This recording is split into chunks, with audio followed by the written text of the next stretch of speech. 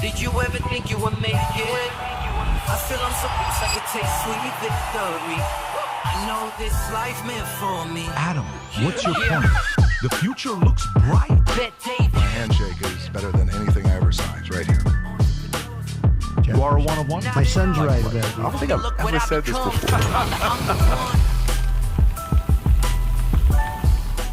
I think it's a parody. Welcome, everybody. Go ahead. Let me tell you, NFL folks, preseason. what- We're talking parody. Yeah, what you missed today, prior to this, was 8 men standing here watching Colin Farrell perform a song called Crazy Heart in this movie called, you're going to lose. Colin Straight Farrell. men. And everybody for a second forgot about it. And I said, no, we're getting started at 8:59. And we got started on time. I said, get out. And everybody ran out. And Adam went out there, finished the song with Colin Farrell, and came back in because he wanted to hear what he had to say. Colin Farrell, 20 years ago, something like that, I'm at a spa in Melrose called Voda.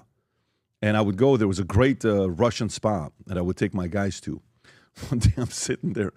That's the one, right? That's it. Yeah, they would have good, what do you call it, caviar, and they would make good borscht. Believe it or not, phenomenal borscht, if I remember it correctly. And I took him there. I didn't take him there. I'm there, and his guy starts talking to me to my left with an accent. I'm like, who is this guy? I'm like, oh, shit. It's you. Are you who I think? Yeah. Yeah. So we did a survey this morning. If anybody remembers his first big movie that he was a star, nobody could get it. But some of you guys, if you can get it without Google and a comment in the comment section, no ChatGPT, no Google, Just go no quick. Perplexity, no Quick. Grok, nothing. His See if you first can get movie. it. Anyways, Big movie. we're going to continue. Stories we got today, okay? Stories we got today. Ketamine Queen takes plea deal in case that shock Hollywood. Tom's got a lot to say about this one. Wow. Trump tells Fox News he believes Xi won't act on Taiwan. Trump pushes for eliminating use of mail-in balloting and voting machines. And let me tell you, Newsom and others have lost their mind. Michigan City Councilman caught on camera stuffing election drop box with absentee ballots days before primary. Chris Pratt comes out and says, be reasonable, roast anti-Trump Americans so mired in hatred they reject his success. After White House talks on Ukraine, Trump says he plans to set up a Zelenskyy-Putin meeting. Zelenskyy funding Ukraine military with $90 billion weapons package. Security guarantees discussed, which, by the way, the way he did it is actually very interesting. He got the EU to buy $90 billion of weapons to give to Zelenskyy. Finally, somebody is negotiating on the behalf of American people, which is great to see that. I think moving forward, nobody should be able to become a president without being a good negotiator. Like, you know how you think about what values you want the president to have? They better know how to negotiate, Tom, don't you think? Oh, absolutely. And we're seeing it. We need bureaucrats out and a businessman in. Yeah. And guess what? Look at the results, America. We need more than sniffers to become presidents. Oh, we need the ability to, that's right. So Democratic Texas lawmakers spend the night on State House floor after refusing GOP demand for law enforcement escort.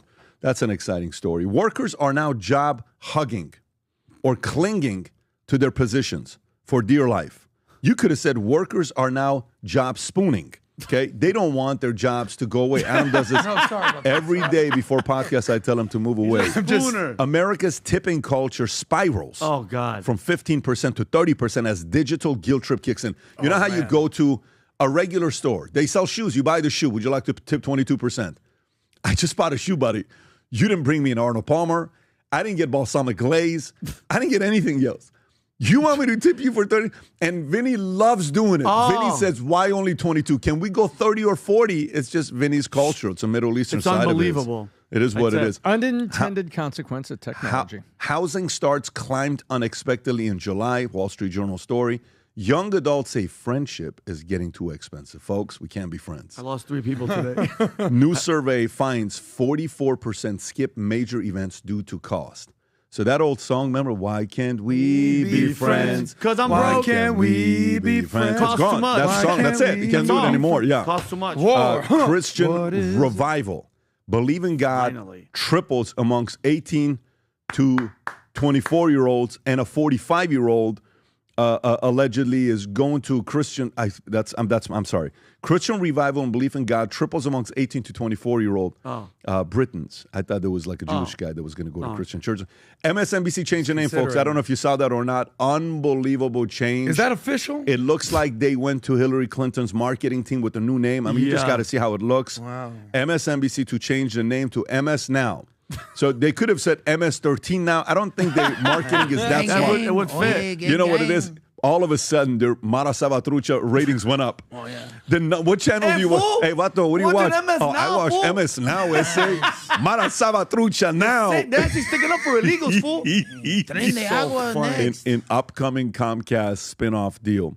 All right, Joy Reid is upset at Elvis. And listen, God. I'm going to play a clip. If people forgot the greatness of Elvis, I'm going to show you something that maybe 95% of you haven't seen. You're going to get the chills all over your body. And if you do get the chills all over your body, just go say something to Joy and say, Joy, go do your podcast and go after other singers. Leave Elvis alone. But Joy Reid launches finger-jabbing rant against Elvis and says nicknaming him the King was racist. So now it's racist to call Elvis the King. By the way, did you ever hear what Elvis said when they asked him about politics? His answer? It's beautiful. Rob, let's find that as what's an awesome, awesome answer. What did he say? Brandon and Alicia have it. He said it's all Jews' fault. He just went straight to Mossad. He says he had strong opinions, but he went away from it. So we'll talk about that. Ashley St. Clair. I don't know if you guys know about this girl. Ashley St. Clair. Never heard of her. Claims she's broke and facing eviction from New York City apartment. I don't know how. Did she ever end up getting money from Elon or no, Rob? I don't know if she ever got the money from Elon. According to reports, there was a large upfront settlement. I forget how much, but it was, I believe, in the millions, and then it was $500,000 a year annually for the child. Oh, so she's trolling is what she's doing. She may be trolling. Okay. Andrew Tate sues TikTok and Meta. Apparently $100 million. He said $400 million in a video, but apparently $100 million, alleging deplatforming collusion. Apple expands iPhone production in India for U.S.-bound new models, which we'll see what's going to happen there. I think I have a theory of what happened with that $600 billion that Apple raised from 500 to 600. Tom brought up a story about Target versus Walmart. Tom, I know you just showed me that. It's not in the stories. We have to talk about that. We absolutely have to talk about that. That's a brilliant story. I'm going to come to you. It may even be one of the first 3 stories I'll come to you with. Bad leadership when I has see consequences. That's right. Carney left out a White House meeting with Trump, Zelenskyy, and European leaders. It was illegal trucker behind fatal U-turn failed English language test. Oh, that video that everybody sees. Yeah, it's okay. We can show it because it's not. Russia not that open bad. to bilateral or trilateral talks with Trump and Zelenskyy. Putin, foreign minister. Amanda Seals takes on 20 black conservatives in a debate bound to make your blood boil. Anthony Weiner predicts Zohran Mamdani will secure Democratic endorsement in the New York City race. Well, you know, I mean, if Anthony Weiner says it, it's done. Okay, so I don't know about Quran. He is reading. Eric Adams slams Zohran Mamdani over prostitution stance. Questions religious values. Okay, so we'll see what happened there. Now, today, couple things I want to share with you guys. One, do you guys know what day today is? Does anybody know what day today is? Today happens to be the National Lemonade Day, okay? Today. It's actually the National Lemonade Day, okay? So when you think about the National Lemonade Day, we launched this campaign a few months ago. If you remember, Rob, if you can go to it, it was the Zested Forward Lemon Box, which ended up becoming a hit. And we got so many awesome stories and testimonies. The other day, I was reading all the reviews at the bottom of what stories people were saying and the reaction they got from folks. It's absolutely awesome. I'm going to read this to you. Imagine someone's having a bad day. Things are not going the way they wanted. This box shows up, Valuetainment. They open it up, and there's a message there, okay, an inspirational message there that they hear. And then outside of the inspirational message, there's a few items. A Zested Forward hat, Future Looks Bright hat, a few other items. And it's a way, what is that audio, Rob? Is that Adam? You? Okay. So I want to read some of these stories to you of people who use this and send it to others and what their experience was from the people that received it. So here's one. Hello. Yes, yes, yes. Amazingly Zest. Help me to surprise gentleman who has everything and more for his 98th birthday. That's awesome. He was looking and listening to Patrick. Never seen anything like that. Whispered. Great idea. Touched the heart. Me too. Thank you. My appreciation is going out to you, Lilia. Okay, so that's one right there. Next one. My sister-in-law is going through chemotherapy. She was very surprised and blessed by the gift. Thank you for thinking of such a lovely gesture. God bless you. Here's another one from Eric Stewart. My customer is going through some hard times with business and family. The VT Lemon Box put a smile on his face with a heartfelt thank you. Great idea, guys. I can go on and on and on with these stories.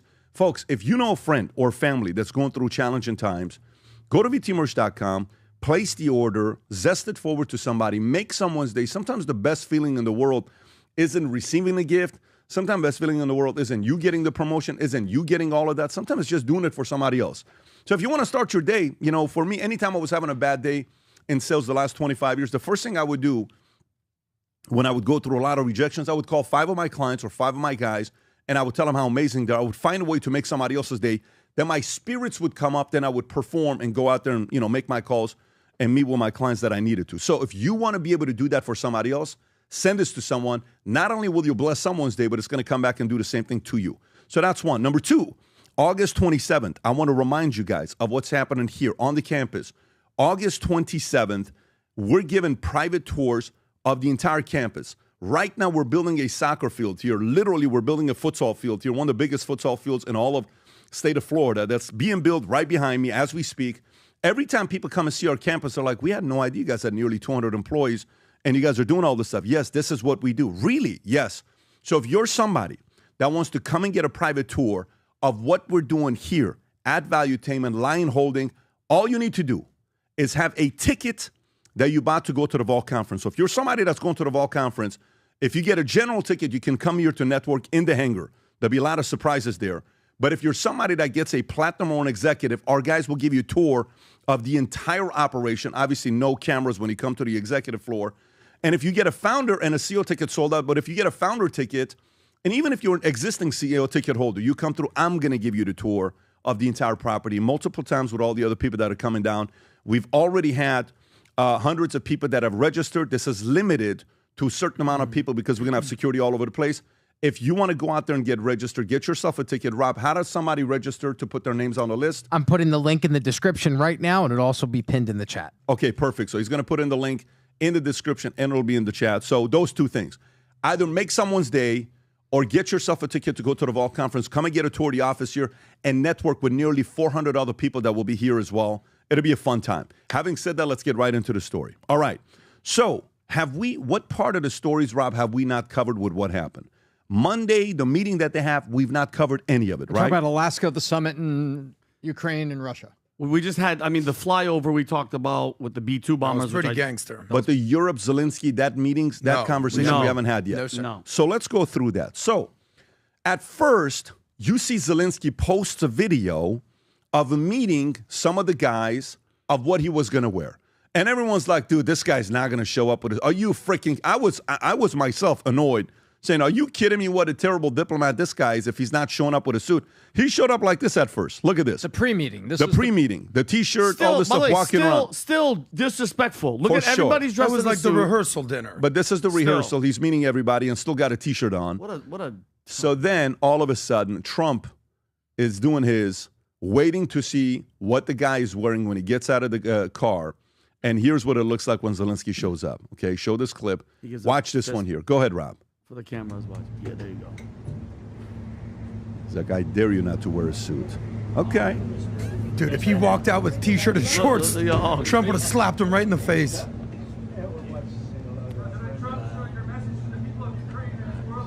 We love him. We love them. Oh, wow. We love them.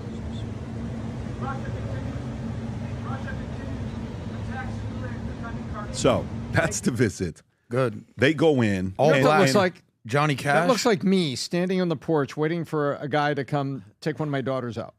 You know, and you just stand on the porch Whoa, and wait there. whoa. He walks up there and you compliment the kid. And he's like this tall. Taps him a little bit. You know, it's just like, because who was the alpha there? That was Trump's Zelenskyy, body language, clearly. everything sitting there. Trump didn't move an inch. Zelenskyy had to move out of the car toward him. Pat, if you were there standing and some young man came to pick up Senna, you'd probably have a gun, or what would you have? I don't even want to go there. I mean, why I've been having such Oh, you know I'm great going to be in the conversations. bushes. I'm gonna Video be in the hiding in the with a bushes. sniper right No, now. we've Make been the having- move, No, buddy. they're only But let driving me over show to you my guys house this. Let's after stay the on this. background check. Let's stay on this topic. Let's not get distracted. Rob, can you do me a favor? I just want to show you guys what it was like the last time they had a meeting. I want to remind you, Rob, if you can show this clip here.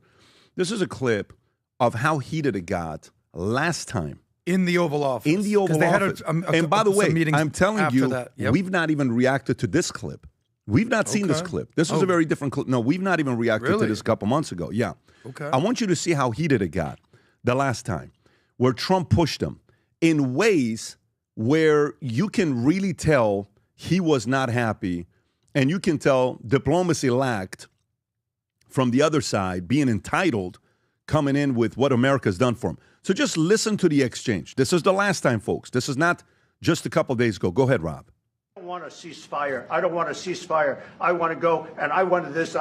Look, if you could get a ceasefire right now, I tell you, you take it so the bullets stop flying and your men stop getting killed. Of course, we want to stop the war. But you're saying you don't want a ceasefire. But I said to you, I want a ceasefire. with guarantees. Because you'll get a ceasefire faster than an agreement. Ask our people about ceasefire, what they think. That wasn't doesn't with matter me. for you what- that what wasn't this with me. means.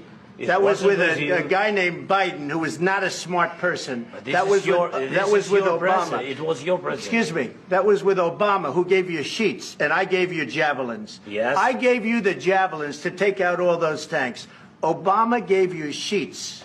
In fact, the statement is Obama gave sheets and Trump gave javelins. You got to be more thankful. She's asking, what if Russia breaks the ceasefire? What if anything? What if a bomb drops on your head right now? Okay? What if they broke it? I don't know. They broke it with Biden because Biden, they didn't respect him. They didn't respect Obama. They respect me. All I can say is this. He might have broken deals with Obama and Bush, We didn't react to and he this might last have broken them with Biden. He did, maybe. Maybe he didn't. I don't know what happened. But he didn't break them with me. He wants to make a deal. I don't know if you can make a deal. The problem is I've empowered you to be a tough guy. I don't think crazy. you'd We be a never tough saw guy this without clip. the United States. And Yeah, your that's people what I'm are saying very to you. brave. Yeah, we This saw is that. the You don't clip. have the Either That's make right. a cards. deal or we're out. And that's if we're right. out, you'll fight it out. I don't think it's going to be pretty, but you'll fight it out. I mean, that is by. You don't have the cards. Yeah. Okay, But once so we heard this Yeah, that's one. the part we Pause have. it right there, Rob. It's like yelling at your You kid. don't Yeah. have the So- cards. So just want to put this. That's the last meeting. We only got a In the clip of Oval it. Office. That's all That's they the last showed. meeting, guys. You want to know how this meeting goes? Rob, if you can go to the clip of what happens with this meeting, right, when they're together. This time around, he's got everybody sitting in front of his desk. He's got all the guys there. That's him. Macron is sitting in front of him. Everybody's sitting there. Go ahead and play the clip, Rob. This is actually an interview that he did with Fox News where he confirms that the U.S. will provide air support for Ukraine if they come to a peace deal. Go for it.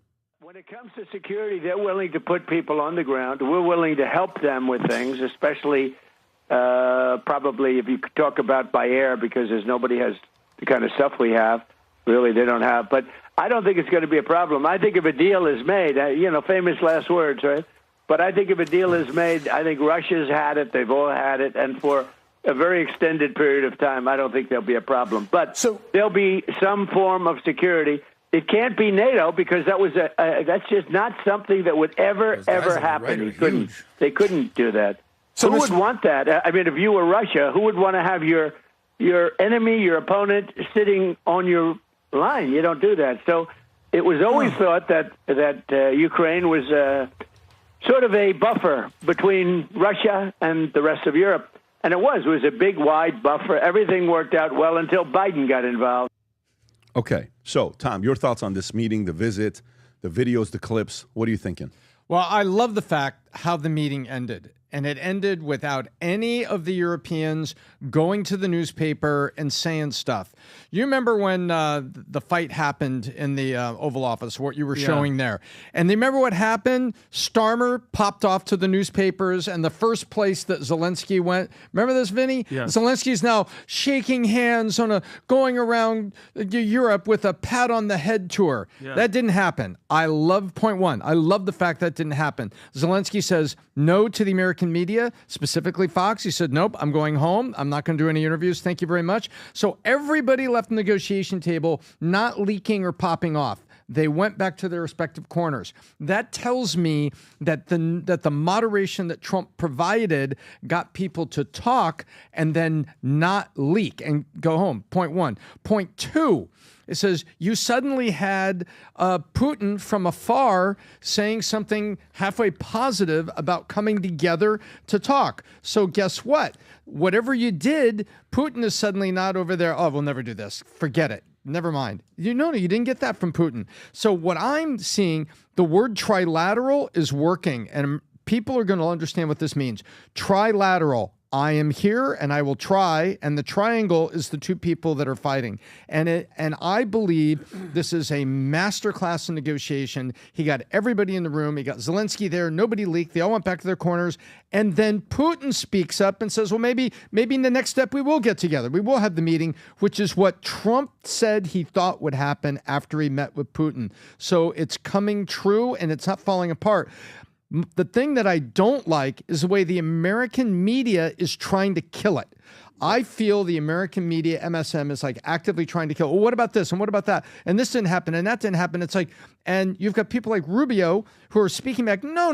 You don't know what happened. You don't know. You know this, but you don't know the other 5 things we did. That's what I think. Yeah. And it's funny because when you're talking about media, the fact that Zelenskyy is like, I'm not going to Fox, I'm not doing any interviews. I wonder how much of that is Trump saying, don't even do any interviews with anybody. I don't want anybody to talk about it. Go home. I'm going to call Putin. I have one request from all of you guys. Don't talk to media. Go home. Let me call Putin and handle this, and then I'll follow up with you guys and tell you what's happening next. I don't know whether that was the exchange or not, but that's the vibe I got. And now the conversation becomes... Would you have said that? You negotiated. I would have said that. I totally would have said, if this is going to work, folks, we all got to shut up. I would have said that. But the mainstream media talking about, well, I can't believe it was like a friendly thing. And then clips came up. President Bush invited Putin and to go with his older son to go fishing together. Mm-hmm. Clinton's met with them laughing. Obama's. There's all these meetings with other people that they had these, Obama went and sat down with a communist at a baseball game for a couple of days, and they're laughing and the media celebrating, oh, look what's going on over here. But no. If this guy wants to come in and create a peace deal, no, he is a guy that's, totally owned by Putin and all the other guys. But this is the part where I'm at. I don't think it works anymore. He's destroyed mainstream media so bad that MSNBC's officially changed their name to Mara Salvatrucha Now. It is officially MS Now. Did you see this? Can you imagine MS? They're so afraid of MS-13 that they changed their name to MS-13 Now. No. I thought it was multiple sclerosis. The only thing it's missing is the 13 in the middle. If I was Mara Salvatrucha, I would actually sue them for using our name. This is like, what do you call it? Patent law. You should go out and say, what are you doing using our organization's name? Copyright. Yeah, where is that trademark on the bottom right? What's this one here, Rob? I'm waiting for Rachel Maddow to get a Roman numeral 13 on her neck and some little tear tattoos. As if MSNBC thinks that that's going to change it. Like the people are going to go, oh, this is a new network. Yeah. Nobody's going to forget. The numbers are all-time low. And Pat, in regard to Russia, what people don't understand, and all these morons on the left with the media, Bush in 2008, that's during Bush, Russia went to Georgia, right? Invaded Georgia. Obama in 2014, that's when Russia seized Crimea. And then Biden in 2022. None of this has to do with Trump. He's trying to fix it. And that first meeting was like the arrogant kid, Tom, that spoiled, that comes in, and the father who's been away is like, hey, listen, we're not playing that crap anymore. The old guy who doesn't even know what the hell day it is or what his name is or who his son is, he's out, and I'm the new guy. And this is a great example of a freaking alpha. He's back in charge, and that's what the hell we need, and that's what we've been lacking. And as much as they can say, Pat, it's not going to do anything. It's not going to change anything. Change the name of your network. Yeah, and by the way, a part of this was the fact that he agreed to sell $90 billion of a weapons package. And the way he apparently brokered this deal, which is brilliant, Rob, I think you got a clip on this. The way he brokered this deal is he got, I believe, EU to buy $90 billion of weapons from U.S. to send it to them. So guess what, taxpayers? You didn't pay for it. EU paid for it, the way they structured this deal. So yes, he's getting the weapons, but it's like, hey, EU, if you guys want me to keep sending stuff, you guys want the war to end? Well, guess what? Spend your money. No, we don't want to spend anymore. Well, then let's get a peace deal here. Yeah, we do want a peace deal. Then great. Then, because you don't mind spending our money. Everybody spends some money, but he's now putting more of the onus on them. Adam, your thoughts on this? There's a lot to cover, but Zelenskyy dressed up in a suit for one person and one person only. It's Trump. If Trump didn't have an issue with the suit, the guy would have showed up in a T-shirt. We all know that. As far as MSNBC, one of the main reasons they probably changed their name is because how many times does Trump go, MSDNC? All right, we don't like that. They're very sensitive over there. The snowflake mentality. This is worse now. That's true. MS now. As far as Vinny goes, you said that, I'm not trying to pick on you or anything like that. You said that, Trump had nothing to do with it, with Ukraine, what have you. However, he was impeached over Ukraine. It was a perfect call. I swear to God. It was, there was an impeachment. It was all BS. Exactly. It was all BS. But my point is, he was almost impeached over it. He technically was. But, okay. Quid pro quo. That's why I learned that. I'm not getting into all that. I'm just letting you know there is some history with that. But probably the most important thing that Trump said, and this is a global thing, not just Russia and Ukraine. He goes, why would you want an enemy at your gates? Basically, you need to have a buffer, talking about almost putting yourself in Russia's position when it comes to NATO. And that is very true. You don't want an enemy at your gate. Why do you think we want a wall put up between the border of the United States and Mexico? Why is the DMZ between North Korea and South Korea? Why does India and Pakistan fight over the little piece of land right there? Why is this land in Israel and Gaza need to have a buffer? Go further between south, Sinai after the war with Egypt. Exactly. So when you have enemies at the gate, you better have a freaking buffer, whether it's a wall, whether it's a DMZ zone, whatever it is. So Trump is absolutely right. Putting yourself in Putin's position, I totally understand why you wouldn't want Ukraine as a part of NATO. So last point, could you imagine if Kamala was negotiating this deal right now? Stop. Could you just picture Kamala in the Oval Office meeting with Putin, with world leaders, Zelenskyy, Keir Starmer, Macron, Giorgia Meloni? Could you just, how much would she fumble the bag if Kamala was in office? Thank God we have Trump. Go ahead, Vinny. Well, I just want to say that fake impeachment with Vindman and all that has nothing to do with them going to war. It was by the way, it was someone who heard from someone else that they heard him on the call saying something. It was all BS, and they even released the transcript that it was a perfect call. So I don't know how you're correlating that with an actual invasion and Joe Biden saying, yeah, they could do a minor incursion. He was inviting them to attack. So that's what I'm saying. You weren't picking on me because it doesn't correlate. My point is, that's why I gave you the disclaimer. I'm just saying he did have something to Ukraine. He got impeached over Ukraine. Yeah, but Adam, that's my point. Whether it was a perfect call or horrible call, he got impeached. Russia, it's all bullshit. Everything with that is BS. Correct. We're not disagreeing Everything here. is BS. Well, and with his Is impeachment, Epstein also BS? Is all this stuff BS? Oh no, that's not. So when I'm going Don't with this get him is- started no, on but- that. No, what I'm going is I had Michael Wolff on a couple days 2 days ago, yeah. and I spoke to him. And I was expecting him to go hardcore Trump, all this other stuff. He actually didn't. This is the first time I saw him where he wasn't fully, it's all his fault. What he did say is he says they were friends in the 90s and whatever, 2000s. They had a 15-year friendship because they would spend some time together. But I was expecting more to come from Michael. Instead, a lot of other things came up about other folks. But let me stay back on this because I went off a little bit.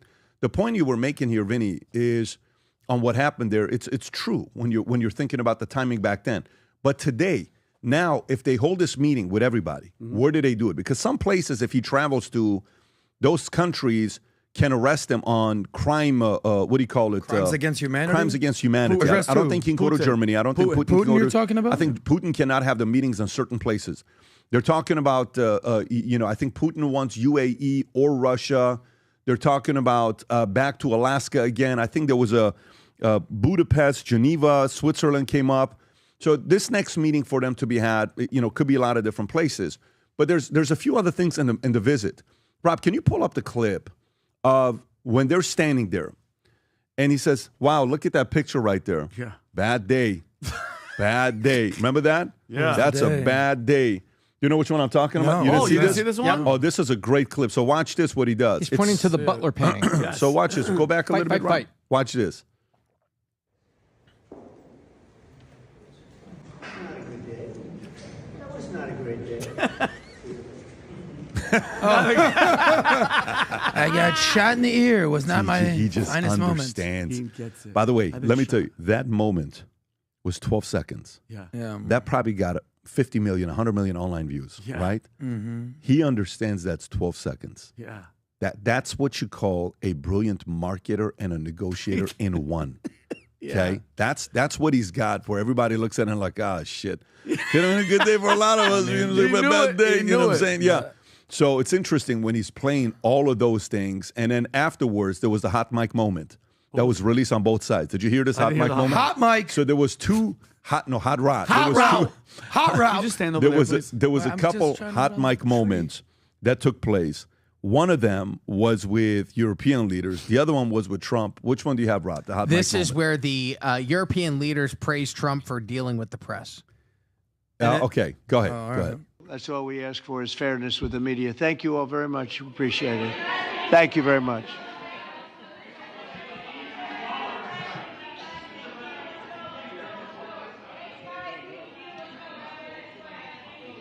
Where's the hot mic, Rod? Right here.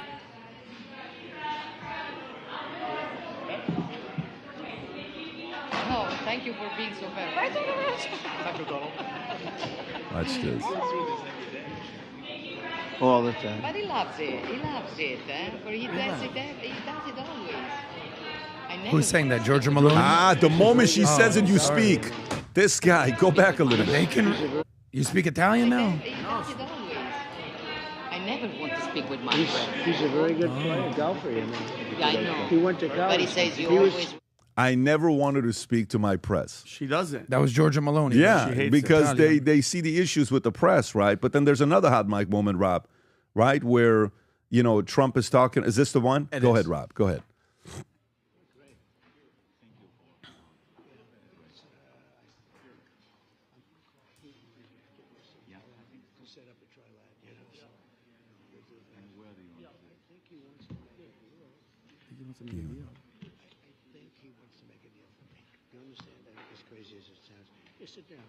Sit down, everybody. He wants to make a deal With me. Trilateral. Yeah. He wants to make a deal with me. Can I ask you a question about what he? Honestly, how much of a percentage do you think? Because I think he'd be safe. Putin's not stupid. Okay, Trump going to meet him in Moscow. How much of a statement would that be? Like, listen, the guy is cool. He's going to treat me with respect. I came to Alaska. I'm going to go there and show everybody like this is the respect that he's going to show me, and I'm going to show him. What do you think, Pat? Listen. To go into the belly of the beast. Yeah. So when you think about that, there's a couple things. In negotiation, you want the other person to come to you. Yes. That's a power, sign of strength. And the part here that Trump doesn't have to think about that, he still may. They all came to you. Putin came to Alaska, came to you. Zelenskyy and the leaders came to you. I think it would be wild if this was done in Russia. I think that would be epic if it was done in Russia. I don't think the EU leaders would agree. No. And I don't think Zelenskyy would agree. Because the same way Putin wouldn't go to Germany, Zelenskyy wouldn't feel safe going into Russia. He wouldn't want that. But if I'm Trump for optics, dude, I'd love this thing to be in Russia. It usually happens like at a neutral foreign site. Yeah. The Camp David peace accords gave a place for Egypt and Anwar Sadat and Hakan Begin to come together. And then the Helsinki Accords. Yeah. And then Reykjavik, where the U.S. and Reagan and Gorbachev met to talk about SALT and SALT II, I think it was called. So it's pretty traditional to pick a place that's sort of like a neutral field. Go play the Super Bowl in a separate city where nobody has their own fans there and nobody claims favoritism or power moves. Well, Pat, Reagan was West Berlin, right? When he announced, tear down that wall. Oh, yeah, that was a speech he made there, but Yeah. it was in Reykjavik when he said to Gorbachev's, "What did you want me to say?" And he turns to him and he said, "You should have said yes." That's right. Well, That's right. Pat, you're absolutely right.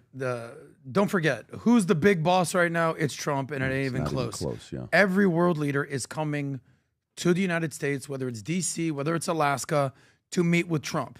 U.S. is still the world's #1 superpower. And you know who's conveniently just like not involved in this whatsoever? Canada? Is China. Oh. China, I mean, they're not invited. We don't need them around. They're not involved in the war.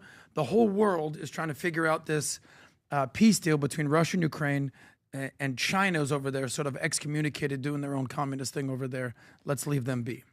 Yeah, and by the way, there's a reason, but I promise you, I had Ray Lewis here yesterday. We did a couple-hour podcast, and he was telling me when one time,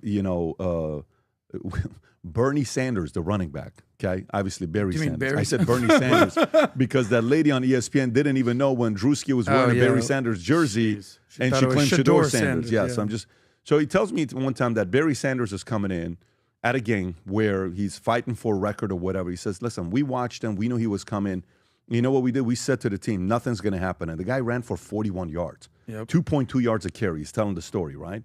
You know who's watching every single clip as if a team that's sitting on the sidelines that they have a bye week because they got another game coming up next week, but they're studying the tapes. China's watching everything. Yeah. China's watching they've watched that thing, the mic, what do you call it, the hot mic? They've watched that probably 600 times, and they have probably used AI technology to hear other conversations from 20 other people with 60 different screens studying everybody's body language, how people reacted. That's probably how in-depth they've gone. That's my assumption because, they have a target on what they need to go after, and that's Taiwan. And they almost need to do that because, what you see with the numbers that are coming up with China, that they really were affected by tariffs. And now the story comes about with Apple, moving expanding their production to India. That's 60 million iPhones per year. Away from China to India? What? That's a lot of phones. That's a lot of jobs. China's losing a big account of a $3-4 trillion company that's going away from them. What if people all of a sudden realize that we no longer need to go to those guys? If Apple's leaving, who else is leaving? Who else is watching?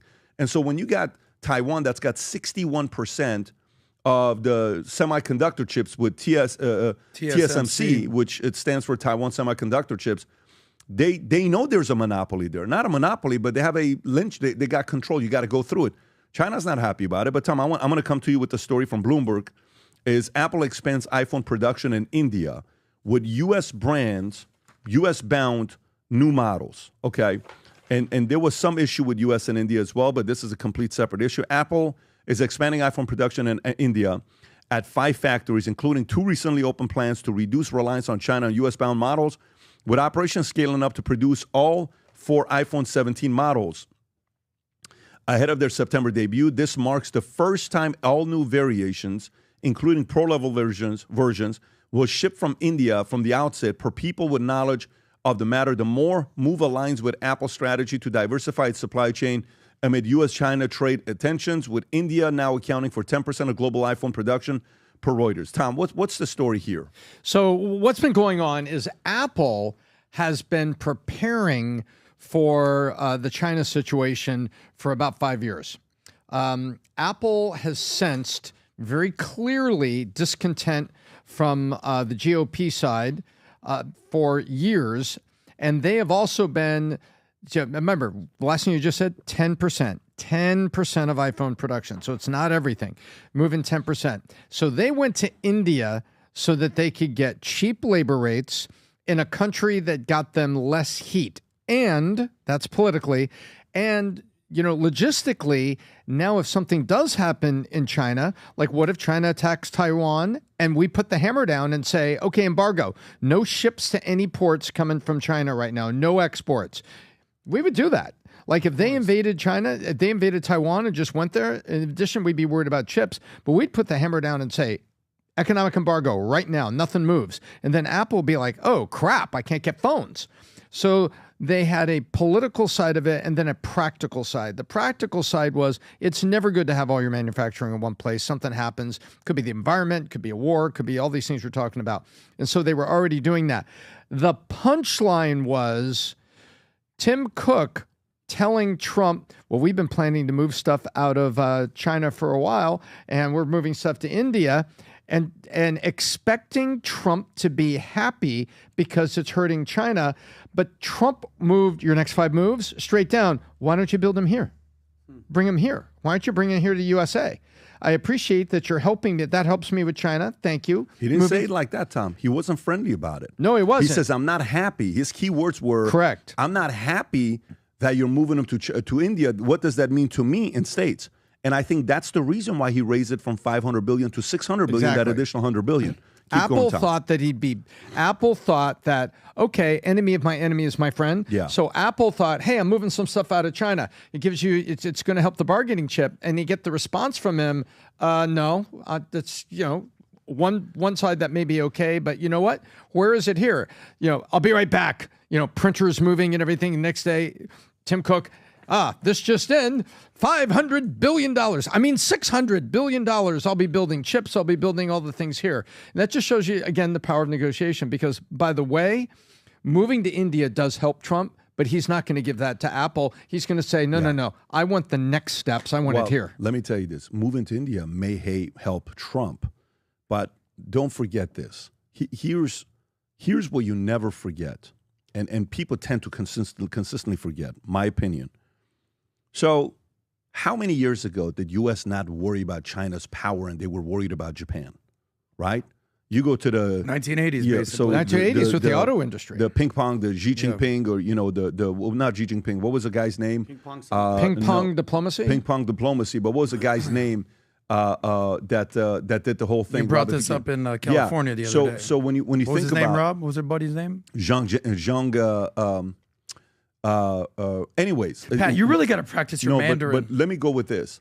The part to be thinking about here is Nixon didn't think China was going to end up being this powerful and this ambitious to want to beat America when he did the deal. That was in 1972, 71, when he brokered the deal with China, the ping pong diplomacy. Everything that Kissinger talked about was like low-cost manufacturing. And Japan taught China how to have 5,000 banks with 35 loan officers each, with 35 locations, taking 5.25 loans, all the stuff that they had in place. That was at a time where China was not well respected. And then all of a sudden they're number 2, about to be number 1. So what India's at right now? Number 4. They're about to pass up and be number 3. India's about to be number 3. And guess what happens if you keep strengthening India? India becomes China 2.0. Now, they will say India is not one that wants to do war, and India gets along with all their enemies. They get along with China and U.S. and Russia and everybody. They don't want to have a war with anybody. That's India's, identity. Except Pakistan. Except until when you all of a sudden get a new leader in that maybe is not Modi and realizes that, hey, maybe we can beat China and U.S. Let's go for everything. And then India starts using the leverage. So the way to fix it long-term is to make sure you don't have 100% of your iPhone production being in China and India. Why don't you bring 30% of it in U.S.? Why don't you bring 30% of it in U.S. and allow some people in America, guess what? What if we did this? What if Apple did this? How do you think this would work out? Just a thought. What if Apple decided to sell 25% of their iPhones in America, numbered, that says made in America? Oh, wow. You think people would pay $500 more for it? I would do it. Believe it or not, I actually think there are Americans that would pay the premium to get a made in America phone. And they would brag about it. Yep. And that would be a test. So what if you go do a small number of tests? You don't need to do a big one. Do 5%, do 10%. Go do a small production of your phones made in America, pass the cost down to some American buy, see if they'll buy it. Maybe they will, maybe they won't. But I think that's what Trump is trying to say. I didn't tell you to take this stuff to India. I told you to bring this stuff to America, Tim Cook. Why are you moving to India? I'm not going to feel it. So that's what I see happening here. But there's still some feud going on with India and America. Adam, do you have thoughts on the story? Well, as far as India goes, as far as Apple goes, as far as China goes, there's plenty of companies in America that operate out of China. I think Apple's the number 1 company. McDonald's is expanding. Yum Brands, that's KFC. Starbucks operates there. It'll be interesting to see how many of these companies basically maybe stop trying to make their way in the Chinese market right there. As far as India goes, as far as India versus Pakistan goes, I'm on Team India. But at the same time, India is two-faced. They're friends with everybody. Oh, we'll be friends with Russia. We'll buy this. Yeah, we're friends with America. Modi is India first. He's trying to make India great again. They're trying to basically compete with China. They're kind of like your friend that you don't trust. That's your friend, but they're kind of a fake friend. They're not a frenemy. India is an interesting country, but I'd rather be seeing American operations operate in India, not China. That's for sure. Yeah, I get that. By the way, you just ran the poll, Rob. 1,000 people voted. Watch this. Would you pay $500 extra for a made in America phone? Look what it is. 50-50 basically. By the way, that means yes. Yes. That means yes. People would. Mm-hmm. That means that I would pay for it. I do believe that's how you sell it.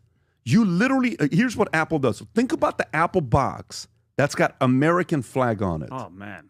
Okay? And it's only made for America. You only got to do 5% of it just to test it. There is a market of people. You know what would happen? Let me tell you what would happen. There would be thousands and thousands of influencers that would buy the Made in America phone and post it all over social. You wouldn't need to spend a single penny of doing a commercial on it. Mm-hmm. You would gain a loyalist customer coming to Apple that 2,000 votes. It's still at 53-47. They're saying yes. I would pay that additional $500. We're up to something here, guys. I would pay it because Tim, guess what? I'm we're supporting American jobs, American workers, Vinny. Right. Would you rather do it that way by paying more for an iPhone, or would you rather wait for the government to tax you and eventually give somebody a nickel? I'm for the What year did Nixon go to? 71, 72. So Okay. we're talking. So How close was that to Mao's Great Leap Forward and the Cultural Revolution? That was right around that time, right? where are you going with this? No, I'm just wondering. I mean, it's interesting how China and America at this point are competitors. Some might call them enemies. We conveniently forget that 25 to 40 to 50 million people just died in China. How'd they die? He killed them. I mean, there was famines, there was he killed his own communism. people. We forget about all the deaths in communism, but we get cheap iPhones, so let's see what we can do with that. Okay, so Trump tells Fox News he believes Xi won't act on Taiwan. Rob, if you got this clip here. On a Fox interview, news interview at a summit, Russian accident, President Vladimir Putin ceasefire, told him he would not move on Taiwan as long as Trump remained in office. Trump argued that world leaders, including Xi, would not attempt. Is this the one, Rob? Yes, sir. Go for it. You have a very similar thing with President Xi of China and Taiwan. But I don't believe there's any way it's going to happen as long as I'm here. We'll see. He told me, I will never do it as long as you're president. That's President Xi told me that. And I said, well, I appreciate that. But he also said, but I am very patient, and China is very patient. Mm-hmm. Say, well, that's up to you, but it better not happen now. Okay, Tom, Adam, thoughts on this? Well, deterrence is a hell of a viable option. You don't think China, you mentioned earlier, you don't think China's looking at exactly what's happening going on with the EU leaders and Ukraine? If we let Russia invade Ukraine, what kind of signal would that deploy into China's mentality? Do you think that if we didn't do anything, if we didn't fund Ukraine, if we didn't basically help our allies, whether it's Israel, whether it's Ukraine, whether it's whatever allies around the world, whether it's NATO, you don't think that's a telltale sign to China? All right, now's the time. So things were heating up under Biden. How much do we hear about Taiwan under Biden? We don't really hear much about Taiwan under Trump right now. Here's a perfect reason why. Because Trump is basically like, not on my watch. Yeah. Again, these are more things that when you see, you think about and say, this is why they're watching it. But guess what he just said? If what the president is saying is true, and he's not adding 20% of, what do you call hyperbole, it? which he probably whatever you want is. to add it, which he probably is. If he says, I mean, that's a campaign for the third term.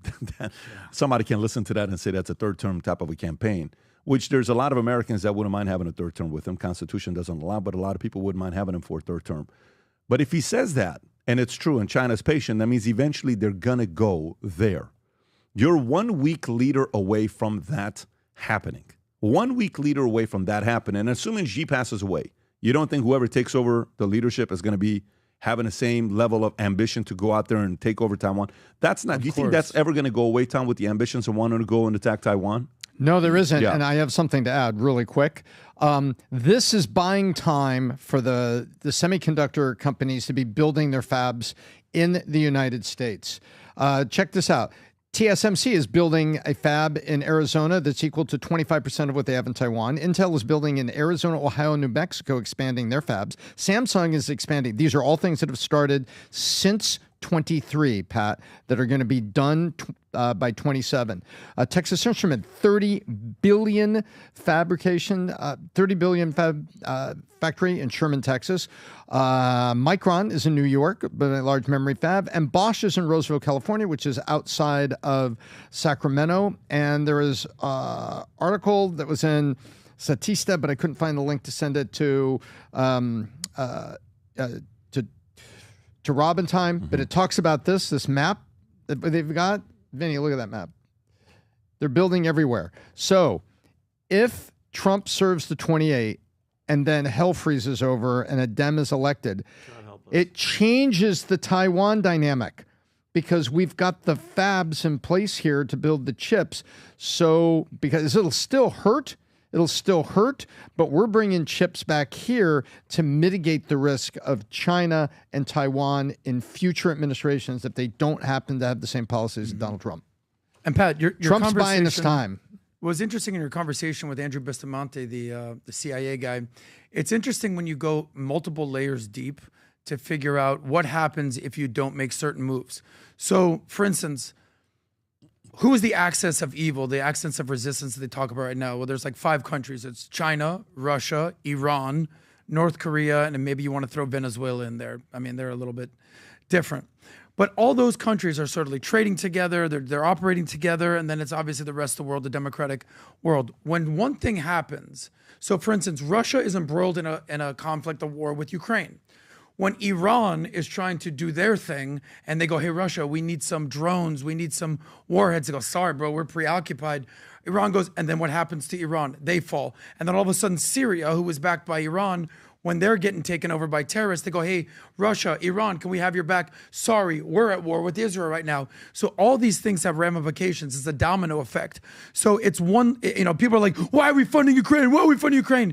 It's more than just funding Ukraine because there's multiple layers deep because Ukraine is embroiled with Russia. Now, China has to basically step in. They don't want to do that because they don't want to help invade Taiwan without knowing that all these multiple layers basically happen because we're doing one thing. You know what's been really quiet? Like North Korea. Have you even heard of anything from Kim Jong-un? I haven't heard. Well, he hasn't had electricity for 6 that's months. They don't have power. That's what it's been. Yeah. I haven't heard a peep from that they're trying to guy. get their power back on. Wow. I'm being sarcastic, but obviously half the he country has been power. no testing nukes, he's quiet. And there was some news that health-wise he wasn't doing the best, but that news comes along a lot. Can we say? He looks like a healthy guy. Well, his barber is like the guy that cuts your hair. He definitely doesn't look overweight. He's good. Look at, but he has a fade. Look how the bottom one is a little weird, but he has some clean. No, fades. that's my favorite though. Click on that one, Rob. Yeah. What do you mean that's the best? Well, he's had a long day here. And it was windy. That's when you go to the nightclub. That's the nightclub. No. It's called the Moses. Yeah. Can you imagine his barber though? Pat, him and Andrew Schultz got that same barber. Oh my God. No. I cut his head wrong. Please don't kill me.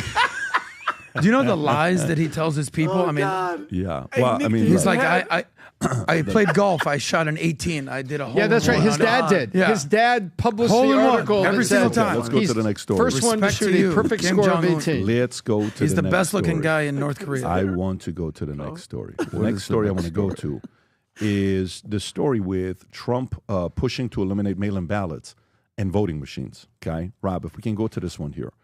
And this is obviously not popular for a lot of people. Yeah. He announced this on Truth Social that he will lead a movement to eliminate mail-in ballots and voting machines, stating, Rob, if you have the tweet, I am going to lead a movement to get rid of mail-in ballots, seriously controversial voting machines. If you can zoom in a little bit, which cost 10 times more than accurate and sophisticated watermark. By the way, can you tell Mateo to just have one of my glasses here? We're there, guys. I'm 46, and I need glasses. Oh, wow. 10 times voting machine, sophisticated paper, which is faster and leaves no doubt at the end of the evening as to who won and who lost the election. We are now the only country in the world that uses mail-in voting. All others gave it up because of massive voter fraud encounter. We will begin this effort, which will be strongly opposed by Democrats because they cheat at levels never seen before by signing an executive order to help bring honesty to the 2026 midterm elections. Remember, the states are merely an agent for the federal government in counting and tabulating the votes. They must do what the federal government, as represented by the President of the United States, tells them for the good of the country to do with their horrible radical left policies like open borders, men playing in women's sports, transgender and woke for everyone, and so much more. Democrats are virtually unelectable without using the completely disproven mail-in scam. Elections can never be honest with mail-in ballots voting, and everybody in particular, the Democrats know this. I and the Republican Party will fight like hell to bring honesty and integrity back to our elections. The mail-in ballots hoax, using voting machines that are a complete and total disaster, must end now. Remember, without fair and honest elections and strong and powerful borders, you don't have a semblance of a country. Thank you for your attention to this matter, Donald J. Trump. Tom, your thoughts on this story? Well, you know what? He's right. And there's been people have been talking about it in the back rooms of discussions of Bitcoin. There's also discussions of blockchain, and blockchain technology would make one person, one vote. You got to be alive. All those things set up. And guess what? It would also increase turnout. So all of the, and by the way, there's a guy in Michigan that was just caught stuffing ballots. I have the story. Just caught. Yeah. And it keeps going on. So the elections were 99.8%, correct. No, they weren't. They're not. The media is covering that up. It's been covering it up. We've seen it. We've seen pictures. Now we got councilmen coming in there stuffing the ballot box. Trump is right.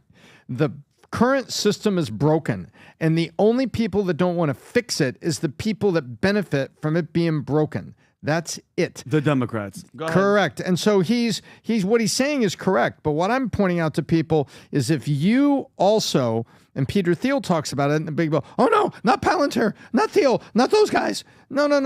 Blockchain technology across the board, if you used it for our elections, you would basically one person, one vote, that's it, and turnout would go up. And Trump is right. You get rid of this, you get rid of... Remember, when you ever announce to get rid of something, the louder they scream, the more you're right. Exactly. And listen, I get... What was the settlement with Dominion? Oh, there was the big one, and then there was the one that was just like $70 million. $900 million. Yeah, $900 million. But and at the end of the day, like an expensive who was dinner. the guy that was on the show, Rob, that said any computer can be hacked? Any computer. Hari Hursty. Hari Hursty. Okay, so in that sense, I mean, you're right. COVID's done. There's no excuse for everybody to just sit home and do it. Get your ass up, go stand in line, and vote. That's the American way, and that's how we do it. I know with instances of people that are abroad or whatever, that's a different case. But for the majority of it, it's always going to be the Democrats. It's always going to be places like California that have made it illegal to even ask for identification to vote. What is that saying? What is that saying to you? You don't need an ID. Don't even ask for it. Okay, bring your, just like we did. And California will give driver's licenses to illegal aliens. Oh yeah, we're gonna get like, it. Yeah, like the nice man that made a U-turn in a truck. Yeah, and I love it, Pat. I absolutely love that he's doing this. And guess what? Play fair, level the playing field, and we'll see. They're panicking, Tom. They are panicking because they know with this freaking momentum that Trump is doing, it's a wrap. Republicans are gonna be in there for a while, bro, unless something crazy happens. Yeah, I think we need a Doge for our voting systems in America right now. It's crazy that we can do anything on our phone right now. I can open up my iPhone right here and get access to the entire world. I can't vote on my phone. What's going on here? So if we learned anything from Doge, dealing with waste, fraud, and abuse, how many terms did we learn during COVID? Absentee ballots, mail-in ballots, ballot fraud, ballot stuffing, ballot harvesting, dead people voting, voter IDs, what states you have to have IDs, what states you don't. I fully agree with Trump about bringing back honesty and integrity to our voting systems right now. We saw what happened with Dominion and that lawsuit, and Tucker Carlson and his not so nice words about Trump. But, at the same time, let me give credit to America. Do you know what percentage of the world has free and fair elections? 40% of the world. 40% of the world has democratic, fair, and free elections. Yes, there's problems, waste, fraud, and abuse. United States, Canada, the EU, Japan, South Korea, certain countries, democratic elected countries, 40%. Another 40% of the world has what is called flawed elections. Or fraud elections. Turkey, Mexico, India, you don't even know what's going on over there, who won, who didn't win. But then there's 10 to 15% of the world where it's just complete sham, fraudulent elections, or there's no elections whatsoever.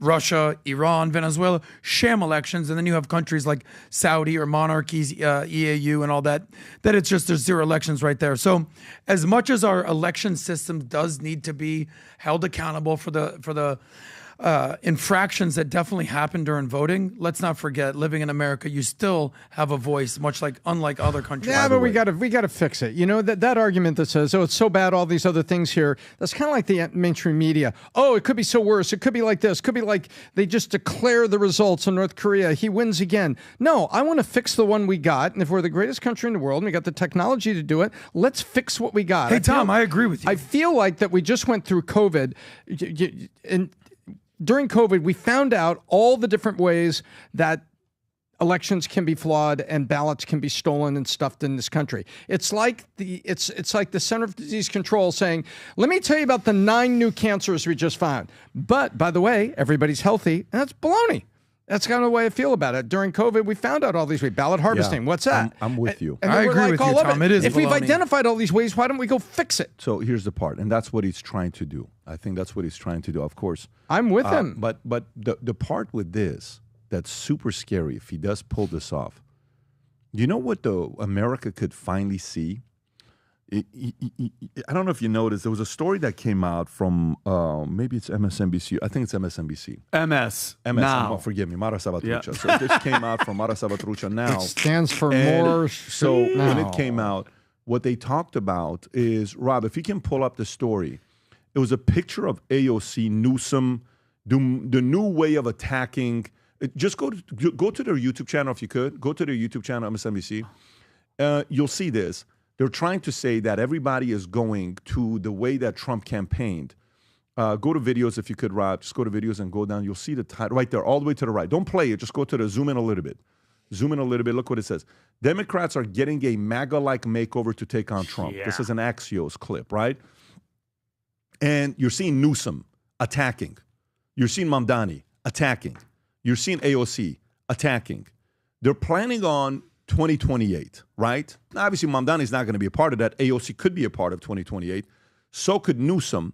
But the reality of it is, if Trump is able to do this with mail-in ballots, and Americans are witnessing how embarrassing the Democratic Party is, this is either going to be a dominant next decade of the Republican Party or the best opportunity ever for a third party, that we've had. It's truly one of those two things. It's not like they're sitting around saying things that makes no sense. If you go to Newsom's Twitter account, if you could. This is Newsom's Twitter account. He recently he's saying this. Is this you? I don't know if you guys see this. So go to his account, his personal one, Rob, and he says, "This you? Yeah, this you? Okay, this is how long ago? This is how long ago? If you can go to it." That was this morning, 1:55 a.m. Okay, so 1:55 a.m. he tweets this. Matter of fact, I'm about to tweet something right back at him right now as we speak. Okay. And I'm going to say, this you.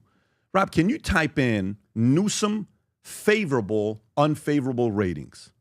You can tweet it anywhere on, X or ChatGPT or any of that. Let's look at the numbers. As of yesterday, okay? Just go as of yesterday. If you can type that in somewhere, okay? Watch this. What everybody is telling us, okay? According to one from yesterday, that's June 10th. I went from yesterday, Rob. Just go to Google. Yeah. I think the source pad is leading report by YouGov. Okay. If you look at this, I have it right here. If you can't find it, Rob, I'm just going to airdrop it to you so you have it. And you'll see what it says. His approval rating right now is in shambles. Yep. Okay? Numbers just came that shows Newsom has a 27% favorability rating based on 30 polls. Let me say that one more time, folks. Yes. 27% favorability rating on how many polls? 30 polls. Great. Unfavorable. Great. Horrible. That is so underwater. No, Adam. Great. Tom, Yeah. you guys follow this stuff closely. Tom, can you tell me how horrible this is? This is bad, as in very bad. And this is why I keep trying to point out to people, I believe Pritzker is the choice of the DNC. He may not have the power on a national stage, but I think he's the choice of the DNC, the establishment deep down underneath, because of this. This is like legendary. Now, you'll find other politicians at times when, that they may see this, but for right now, This is bad, and I believe it's because the average voter sees behind and sees all the things going on in California. And how can they not? Now you ask yourself a question, Pat. Why are they so unfavorable? Well, guess what? All you have to do is go look at them. You can go look at the fires. You can go look at what's going on. You look at what's happening. You can look at the unemployment. You look at the drugs in the street. Crime. You look at everything happening. Yeah. Rational people see this and go, that guy's not a very good leader, and they don't have to live in California, and you end up 27%. Yeah, so where I'm going with this with the polls, and Vinny, I'm sorry, I'm going to come to you. Go. The point I'm trying to make is, if he does this mail-in ballot and is gone, guys, this could be like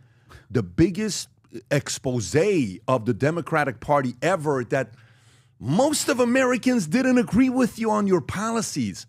You just had a massive monopoly and control in so many different states. Rob, how many states in America do I not need an ID to vote in? Remember when we go through this number? Oh, how many didn't need to have a state? There was dozens of states. Dozens of states that I don't even need to show an ID. What do you mean I don't need to show an ID? Some states, it wasn't even a photo ID. I think it's only 16 states that you actually require what do you mean I can't provide a voting? Of course you can provide it. You provided it in the past before. ChatGPT is now saying you can't provide it. Yeah, go to another one and ask him. Jeez. I think it's only 16 states you don't. So my point here with this is, Vinny, if this happens and they get demolished and he goes back to common sense, what the hell is the Democratic Party going to be doing next? That's a great. I have no. There it is. Back up. The gray, Pat, is no ID required. What is the orange? Scroll up, see it? Orange is non-photo ID. Which one is photos required? The purple. Okay, so let's count how many blue it is. 1, 2, 3, 4, 5, 6, 7, 8, 9, 10, 11, 12, 13, 14, 15, 16, 17, 18, 19, 20. Around 23 of them require photo ID. More importantly, New York, Illinois, and California, which is 11 Pat are non-photo. 11 is non-photo, and just photo ID, and no ID required, period, is how many? 1, 2, 3, 4, 5, 6, 7, 8, 9, 10, 11, 12. 12 or 13 states. Yeah. You don't even need an ID to go vote. Are you kidding me? In what country? A third world country? No, in the greatest country in the world. So if he pushes this and this leads to, Rob, just save this one because we're always going to come back to this. Rob, put it in your save stuff. If he goes to the common sense route, it's just going to be a bad next couple decades for Democrats. And I hope so, because at the end of the day, guys, we have to understand, like, people like Gavin, and I know a lot of people are like, whoa, he has a family. They look healthy. Okay, family aside, he is the enemy. That type of attitude, that type of leadership, that type of the transgender stuff in the schools, the way that he's, by the way, his resume, Gavin Newsom's resume, is California. Look no further, Americans. And people are like, yeah, but he knows how to speak and he's tall. And it's like, I don't give a damn about any of that crap. And the biggest problem that he has, Tom, is him and AOC, and they need to fight MAGA. What are you talking about? Or fight Donald Trump? You're not going up against Donald Trump. 2026, 2028, it's not about Trump. It's about you. What is your message? And I'm telling you right now, Tom, they don't have anything, Adam. It's zero. And you know who's going to be the runners? The Rubios, the J.D. Vance. And then all of a sudden, you're going to be fighting this way. Orange man, bad, Hitler. And then you turn, and it's J.D. Vance. And it's Marco Rubio. Such a good point, Vinny. Thanks, Adam. Who are going to tear your ass apart because those guys are locked in and they're waiting for you. They're in the bushes like a lion. They're just sitting there waiting while he's up there. And it's like, name me one thing, Adam. And I know we can't. Name one thing that he's doing positive, Tommy. Give me one thing where you could go, I'm proud to be a Californian. Rights. Yeah, give me a freaking break. And you nailed it, Pat. Once that happens, it's a wrap. Can I tell you how bad Newsom's approval ratings are, how much they're underwater? And Tom destroyed him, and Tom was actually even being too nice to him. On Trump's worst days, lowest approval ratings ever, Charlottesville, fine people both sides, that was misconstrued, Russia, all the impeachment stuff, COVID, George Floyd. Gavin Newsom's approval ratings are still worse than Trump's worst days. Wow. That's how much Gavin Newsom is underwater with his approval ratings. So you mean the podcast didn't help? Him sitting there I don't with even his know legs if he's folded? doing the podcast anymore. You know, he did it like 2 or 3 times, and that was it. Because turns people out this are tired of podcasting it. thing is pretty tough. And the way that and again, we give credit where credit's due. The BSing and the professional lying, like, character politician that he is, and Trump, and it's Trump, and he's doing this, and he's always, it's not bro, none of these people, and I don't care what they're doing the shift, change your title to MS Now, and people are, by the way, if you take a bag of poop and you just put it in another a bag of poop and just label it different. It's still a bag of poop. And that's what they are. That whole freaking party. By the way, the Democratic Party is finished. It's done. Let's not forget, we covered this a couple weeks ago. This is the lowest the Democratic Party has been in our lifetime. 35 years. And wow, I hope they improve because we need Adam, at the end of the day, we need why two don't- parties Adam, that actually are doing something for I the do American agree with people, that. other than just complaining about how bad Trump I do is. agree with that. They need to get their crap together, but unless they do major shifts and change the gender ideology or the IDs or the open border, because at the end of the day, Adam, what scares the hell out of me is when I call him the enemy and choose your enemies wisely. I'm being dead serious. Gavin Newsom is the enemy because the moment he gets in, the border's going to be open. Who's to stop him? The border's going to be open. You think he's going to have conversations with Putin and all these people? Hell no. They want war. When she comes, he'll clean up the streets. We know that. Exactly. And don't forget what Pat always brings up. They're taking the 20% on the 80% issues. Exactly. 80-20 issues. I And agree. they reap what they sow. And by the way, we were complimentary when Newsom was trying to go to the center. Yes. Do you remember this? Yep. Yeah. Everybody here was complimentary. But guess what happened?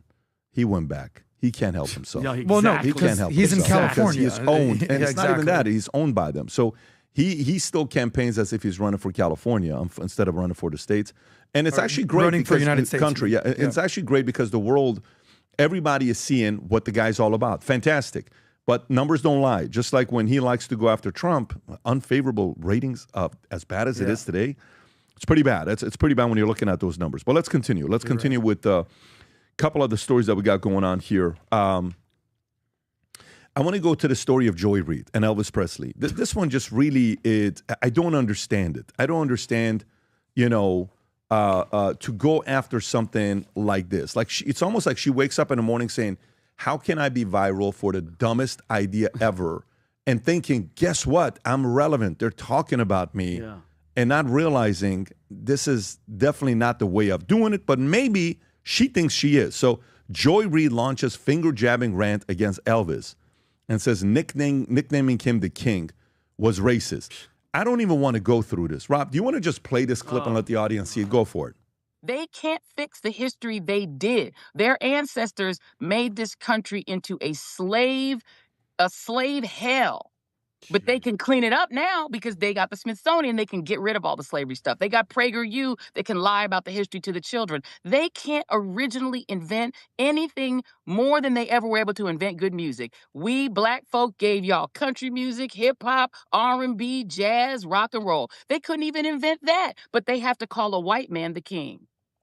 Because they couldn't make rock and roll. So they have to stamp the king on a man whose main song was stolen from an overweight black woman. Oh, her? Oh, my God. Yeah. Look at her hat. By the way, just look at her hat. Yeah. The fact that her true colors, remember, she was on MS Now. Oh, I'm sorry, it was MSNBC. It's going to change soon. The FDT hat. It's like, that's your true colors. That's a political activist talking her crap.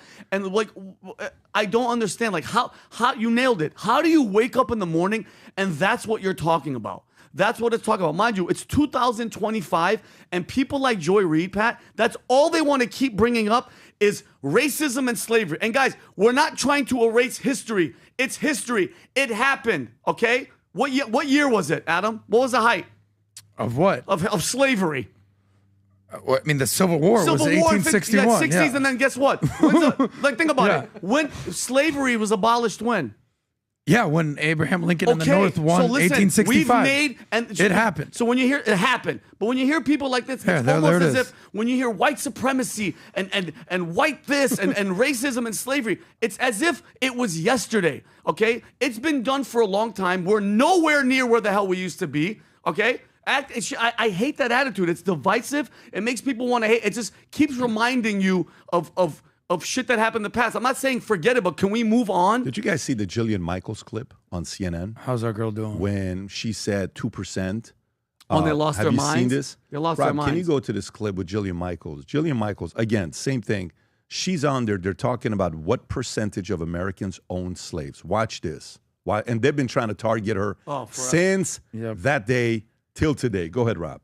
Base, right? So we're now literally reviewing parts of American history and parts of American culture to make sure it comports with Dear Leader and what the MAGA Can we organization address wants. some of those things that are in there? Because have you looked at some of the things that are being reviewed? Slavery was a bad thing that was to talk about. Okay. Like, He's not whitewashing slavery. So he's not? He's not. No, okay. He's not. And you cannot tie imperialism and racism and slavery to just one race, which is pretty much what every single exhibit does. But let's talk about the fact that when you look at anti-slavery, let's talk about the fact. Slavery in America was. Do you realize that only less than 2% of white Americans owned slaves? But it was a system of white supremacy. You realize that slavery is thousands of years old? White people were Do you know who was the first race to try to end slavery? Well, what's controversial? I'm very surprised. This is an extraordinary exercise in historical revisionism. I can't stand it. I'm really surprised. Do you realize, Jillian, I'm surprised that you're trying to litigate who was the beneficiary of slavery and who was not. What I'm trying to tell you is in the context of American history. In the context of American history, what are you saying is incorrect by saying that it was white people oppressing black people? Every single thing is like, oh, no, this is all because white people bad. And that's just not the truth. Like, for example, every single exhibit, I have a list of every single one. Like, people migrated from Cuba because white people bad. Not because of Castro. Yes, no, it's in there. That's what I'm saying. You don't actually know what's in there. Do you know that when you walk in the front door, the first thing you see is the gay flag? Jillian, you have a lot of stuff in front of you. Yeah, I do, what because exactly I don't, because here's the thing. Are you talking about? Okay, I'll give you an example. Yeah, please. There's one called Change Your Game, right? This has been an installation there. Is gender testing fair in sports? Does that, and then it goes on to talk about how it's complex to do gender testing in sports. It's not complex. It's basic science. That's untrue. It's XX chromosome, XY chromosome. That's sports. Is it fair to have biological men competing against biological women in sports? No. But why is this in the Smithsonian? So it's it's been completely captured. By the way, First of all, and it's totally. And if you notice, I'm kind of the part I'm surprised with is when she's going through it. Scott Jennings is sitting there. By the way, I don't know if you know or not. Scott's sitting right across from her. He's quiet. He hasn't said a single thing. He's letting her go. He's letting her go. Can you keep going, Rob, to see if he says anything at all, or he's letting go? He's just chilling about his face, hand on his face. Keep going. Yeah, I'm surprised Scott didn't say anything, because normally in a situation like this, he would have jumped in, and maybe he's waiting for them to come to her, and he's just kind of giving her the floor. But the reality of it is, when they broke down the numbers, and you keep going, she opened up the Pandora's box. I love it. She opened up the Pandora's, and they're losing their absolute mind when she opened this up. Wait, don't say that only 2% of whites owned slaves. All whites were slaves back in it. That's what they want people to believe. But no, it's not. Tom, you look like you want to say something about this. Yeah, as a matter of fact, this is why people will start to freak out when you bring numbers scream. I'm so glad she's doing it. To it, and because it's the step they don't want to talk about. And you know what that step is? What's that? It's a boat trip back to northern Africa when the tribes enslaved each other and they sold their prisoners for profit.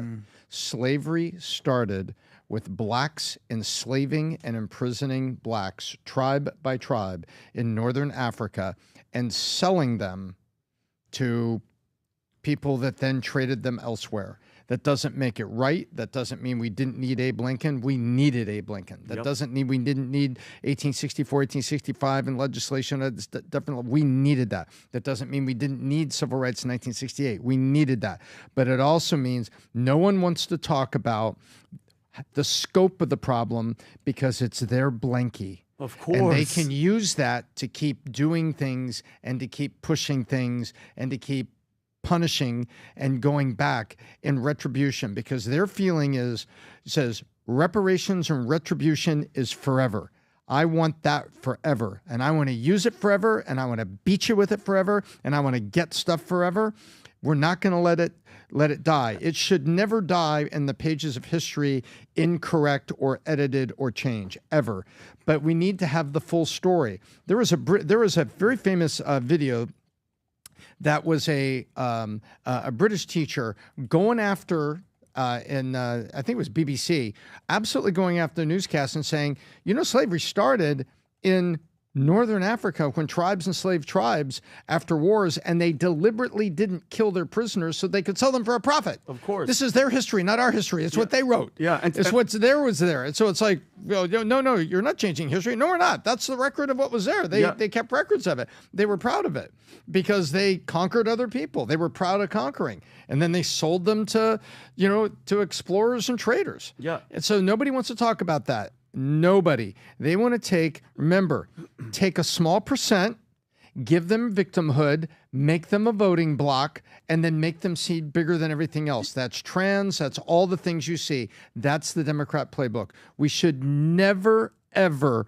walk away from the horrors of slavery or the need for it to be changed or the brave people or the fact that it was the Southern Republicans that had to get it through because the Southern Democrats wouldn't work for it. Yep. That history has been changed, ladies and gentlemen. We should never forget what happened and how it changed for the good, but to go back the way Abby and those are trying to do it now and getting in Jillian's face when Jillian is bringing receipts. And Rob, Tom, do you want me to do this? I'm going to come to you. Meanwhile, Rob, can you go up on ChatGPT and type in the following question, okay? I'm going to text it to you if you can just literally type this in, exact question, and I'm going to give you follow-up on it. It says, Jillian Michaels recently talked about only 2% of whites were slave owners. Can you show where most of the white slave owners were? What percentage was part of the South versus the North? If you can just take that copy paste, put it in there, and we'll go through it. Go ahead. Yeah, and Tom, I love that you're saying that. Nobody is saying. I'm saying they're acting as if we're going to forget. Nobody forgets. It was a horrible part of our history, but it is our history. But it drives me crazy is people like that with the attitude that America was built on slavery. Okay, the truth of the matter is America took a very small percentage when it came down to it. Okay, out of the 12 million Africans that were shipped across the Atlantic, guess how many came to the United States? Less than 400,000. Okay, you know where the majority went to? 4 to 5 million went to the Brazil and the Caribbean islands. Okay, correct. So to act like you talk about numbers, scream. How much more screaming? And again, horrible history part. But that victim, that whole like it's happening, still happening. That white supremacy, that slavery. It's like move on. My favorite interview, Pat, was with Don Lemon, and he was with Morgan Freeman. And he goes, so you mean to tell me that slavery, he goes, how do you fix it? He goes, stop talking about it. He goes, you're a black man, I'm a black man. Look at us right now. Look where we are. He goes, who's holding you back? He goes, you find that thing that you want and you go get it. That's that non-victimhood mentality. Rob, you have that one little clip? Yes. It's like, it was such a beautiful moment. He's like, Here you go. what excuse? Yeah, this is it. Can you play it? Plays a part in wealth distribution, or either a mindset that you can't or Today? cannot. Yeah. No. You don't? No, I don't. I don't. Hey, you and I, we're proof. Why would race have anything to do with it? Put your mind to what you want to do and go for that. Amen. It's kind of like religion to me. It's a good excuse for not getting there. Yeah. You know, I said, and it's probably get me in trouble, but I said to some of my colleagues recently, This is the old Don Lemon I know days. that it's an issue, but it seems like every single day on television I'm talking about race, and it's because of the news cycle, it's in the news, but sometimes I get so tired of talking about it. Oh, no, he doesn't. No, I want to just go, this is over, can we What a move liar. on? And if you talk about it, it exists. Right. Yeah. It's not like it exists and we refuse to talk about it. So let's come back to this. Yeah, you can pause that. Rob, can you do me a favor? Go to that ChatGPT, what the question answer. Okay, so here we go. Good question. Jillian Michaels collected that only small minority Americans owned slaves, about 1.5 to 2% of the population in 1860. And then if you go a little bit lower, the U.S. population 31, enslaved people 4 million, white slaveholders 385, 8 million. Families, that's 1.5 to 2% overall. Okay, so that part's accurate. Now let's continue. South versus North. Almost all slave holders were concentrated in the South. About 25 to 33% of white families in the South owned slaves. This varied by state: Mississippi, South Carolina, Georgia. Ownership was highly unequal. Northern states, by 1804, all northern states had enacted gradual emancipation laws by 1804. By 1860, slavery was virtually extinct in the North, not the South. Okay, so now here's the next question I want you to ask. I want you to ask, were most of the South Democrats? That's all I want you to ask. Were most of the South Democrats? Okay? Yes. This is ChatGPT. This isn't Grok, owned by X. Weird. Elon. This is ChatGPT. Let me read it to you. Go ahead. Yes, the South in the 1800s was overwhelmingly Democrat. Southern politics before and during Civil War, the Democratic Party was dominant across the South. Democrats in the South were the party of slavery and state rights. They defended the institution of slavery as essential to their agricultural economy. By contrast, the Republican Party, founded in 1854, was based in the North and opposed the expansion of slavery into new territories. The opposition has triggered Southern succession after Lincoln, a Republican, was elected in 1860. In the 1860 election, Abraham Lincoln got almost no votes in the South. Wow. Southern states mostly voted for Southern Democrats, John C. Breckinridge, or constitutional unionist John Bell. After the Civil War, during the Reconstruction, Republicans briefly gained influence in the South thanks to the freedom of Northern carpetbaggers, but this ended by the 1870s. The South then became the Solid South, voting almost exclusively Democrat for the next 80 years. Yeah. The Democratic Party in the South was deeply tied to segregation and Jim Crow law. So, I mean, this is the part where Jillian kind of goes in, not on Fox, on CNN, boom, drops a bomb. Good. Yep. And then what happens? By the way, you want to talk about the amount of hit pieces she's going to get? It's just the beginning. She's going to get so many more hit pieces of people coming after her, trying to defame her, say whatever they want to say about her. But good for her for doing that and then showing the receipts afterwards, because even a ChatGPT that some would say is more left-leaning defended the argument of what Jillian presented. Adam. Yeah, I used to be obsessed with the Civil War. If you looked at when I was a kid, I saw a movie called Glory. And if you've never seen the movie Glory, oh my God, you talked about Morgan Freeman. He was actually in that movie. Denzel Washington, Matthew Broderick, Cary Elwes. What a freaking movie. I watched this movie, I think I was like 9 or 10 years old. I was like, what is this all about in America? Yeah. Right? And it was just so shocking and so crazy and just such an emotional roller coaster. And you're like, this happened here in America? Oh my, I'm a kid. And it was so interesting. If you came into my bedroom when I was a kid, I had Pamela Anderson posters, a life-size cutout of Isaiah Thomas basketball, and the Glory poster talking about the North versus South Civil War. Very weird sort of dichotomy going on there. But here's what I understood about the Civil War. You know, racism, America, what's going on here? Jillian Michaels, great point about only 2% of Americans or even the Confederacy owned slaves. Flip it. Do you know how many Union soldiers fought to free the slaves? 2 million soldiers. Wow. Do you know how many Union soldiers died? White people died to free the African-American slaves? 400 to 500,000 deaths to free the slaves. So, Joy Reid, spare the racist drama, because it was white people that died to free black people from crappy white people that wanted to run and operate their business in the South. So it's so easy to be like, slavery, racist. You know the least, the word that has the least meaning to it these days is racism. Yeah, it's true. You're racist. You're racist. Okay, now what? I'm racist. Rob, okay, now what? Can you show the poll? Can you show the last 3 polls? Can you show all 3 polls or no? When you run on the podcast, or does it just show the recent one? It'll just show the recent one. Okay, so go to the recent one. Think about how our audience is today. Before you pull it up, Rob, I hope they don't see. Don't look, guys. Don't look. Okay. Tom, don't look, Tom. So the poll is Joy Reid right that whites calling Elvis king is racist? What percentage of our audience you think said yes?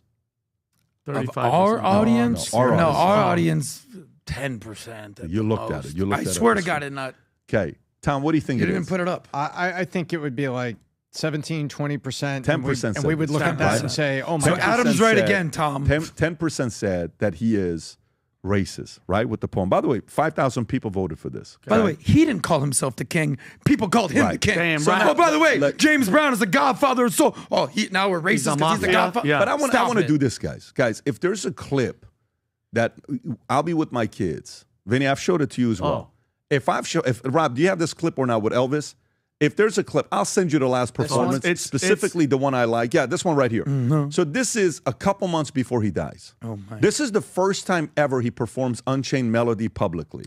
The world hasn't seen this song. It's coming out in 2 weeks.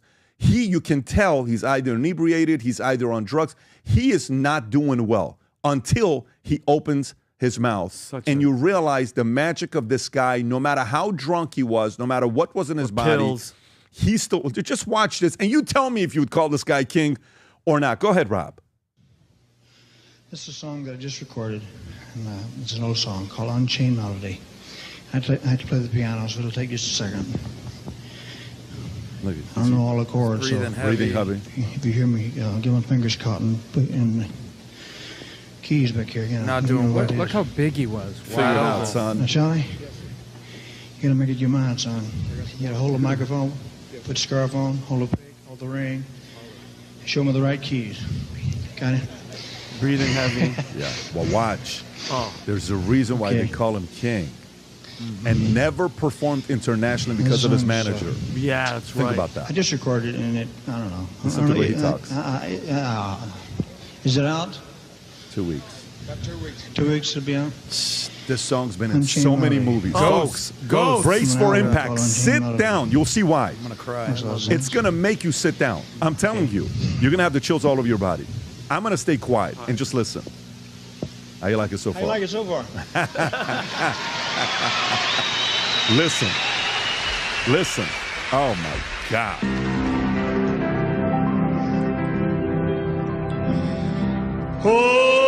Oh, my love, my darling, I've hungered for your touch alone. No auto-tune. Time goes by so slowly, and time can do so much. Are you still mine? I need your love. I need your love. God speed love to me.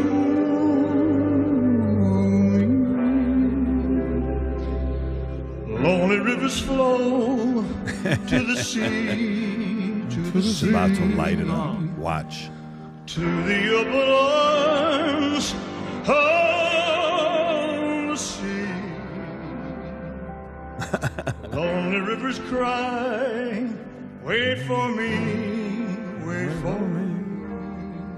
That's the king. I'll be coming home, wait for me. My love, my darling, I'm hungry for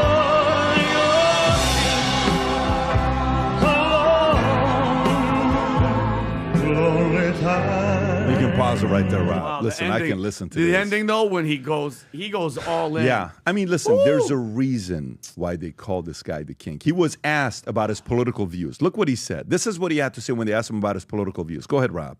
Mr. Presley, what is your opinion of war protesters? And would you today refuse to be drafted?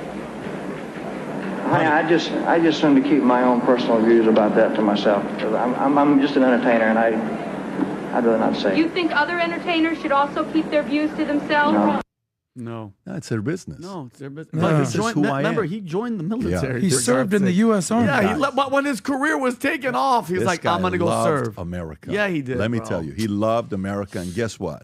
If they called him the king and a market wanted to call him a king, good for him that they Hey, called the him. man want to be called king. We I'm call him gonna king. call Clay. Yeah. Want to be called Clay? So- Come. We'll call him Clay. So, anyways. By the way, just how you're saying that Elvis loved America, I don't think this is a shocking statement. I actually don't think that Joy Reid loves America. I think No, she doesn't. actually hates America. Yep, bitter, She can go angry. back to wherever Go to her Substack. I her don't think family you're came wrong. from. I don't think you're wrong. But you know what she is doing? She tried to job hug and she lost her job. Oh, yeah. So She should. workers are job hugging or clinging to their positions for dear life.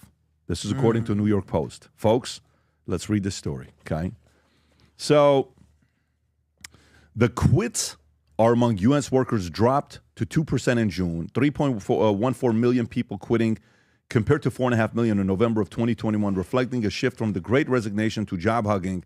As consultants at Korn Ferry Road, employees are holding on to jobs for dear life. Laura Ulrich, a director for economic research at Indeed, there is the stagnation in the labor market where the hires, quits, and layoffs rates are low. Job growth has slowed with the hiring rates at its lowest in over a decade excluding early pandemic days, according to Bureau of Labor Statistics. Matt Bowen, an executive search consultant at Korn Ferry, said there's quite a bit of uncertainty in the world, economic and political global. And I think uncertainty causes people to naturally remain in a holding pattern, comparing workers to skittish investors. A conference board poll found 34% of CEOs plan to shrink their workforce in the next 12 months versus 27% planning to hire, the first such imbalance since 2020. Tom, thoughts on this story? You know what? The word that comes to mind, appreciation.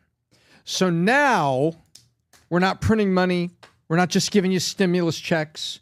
And there were some bad things that happened there, and some people needed those checks. I get it. But you know what we have now? We have people looking around, and they can't just, on a whim, flip off their employer and go across the street at lunch and say, and I want 20% more, and I want to bring my dog to work, and never mind, my work will be my living room. I want to bring my dog to work. I'm going to work from home. And all of this went over where, there was a certain arrogance in the American workforce about it, and now people are appreciating what they got.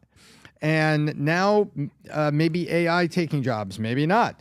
And maybe it's just we're coming to an adjustment in the economy, or maybe not. Or maybe people are just, take a look at the stock market, there's profits. So evidently CEOs are making good decisions because people's retirement funds are doing well. And they're saying, well, Main Street's different, Tom. Yeah, I think what we have here is people are realizing that it's not easy or automatic. Great people can go, Vinny, think about it. Who do you know that's really great at their job that couldn't go find another job right now? That's really great. That can't? No, nobody. They're going to go. Everybody has, whoever's kicking butt at their job anywhere can go get a job somewhere. Exactly. You'll never struggle finding a job if you're great at what you do. Yeah, that's exactly right. And go look at Indeed, and go look at ZipRecruiter, and go look at LinkedIn. There's tons of jobs that are out there. But for the people that are on the edge, that maybe have a little bit of attitude, and now I disagree with this. Oh, they're hanging on to their job for dear life. Wait a minute. I'm hanging on to my wife for dear life. I don't want to lose that. I don't want to lose my kids. I don't want to lose a great job. I don't want to lose a great opportunity. So why is that so bad?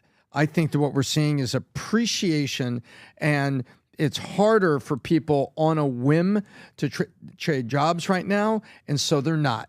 That's the headline. It is harder to change jobs on a whim.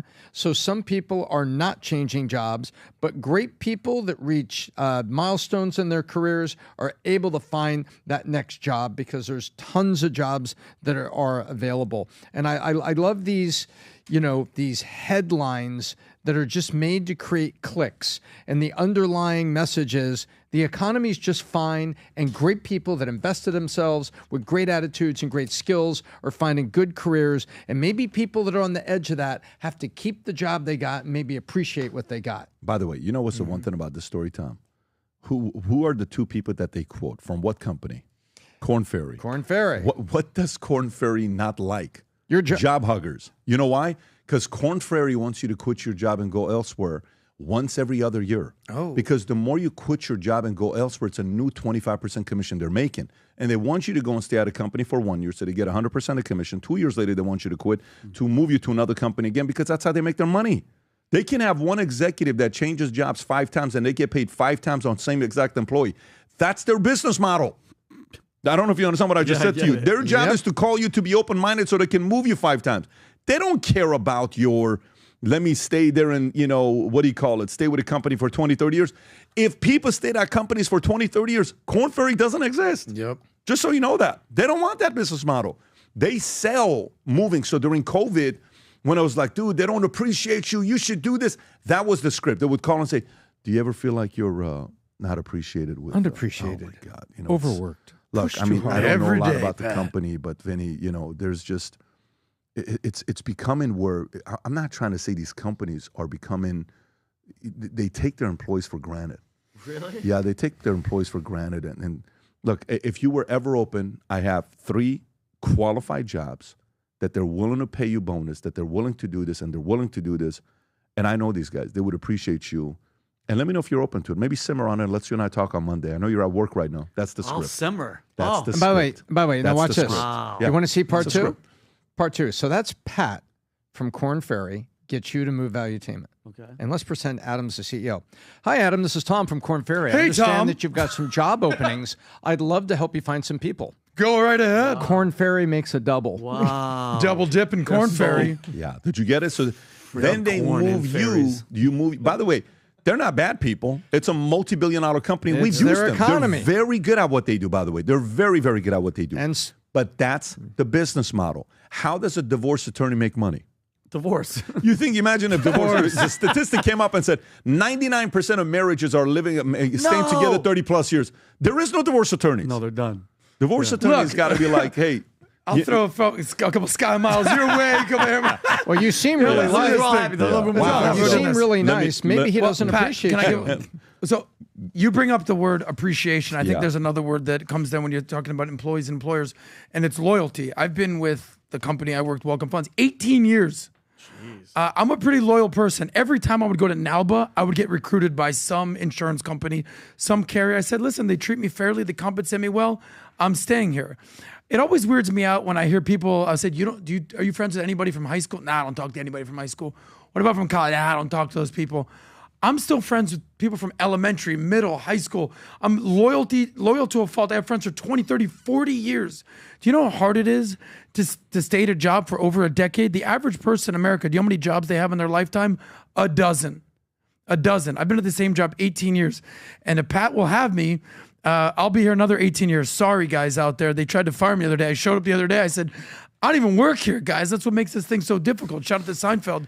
Yeah. But if you're compensated fairly and you're treated well, it's a two-way street. And appreciate the opportunity and also appreciate the employee.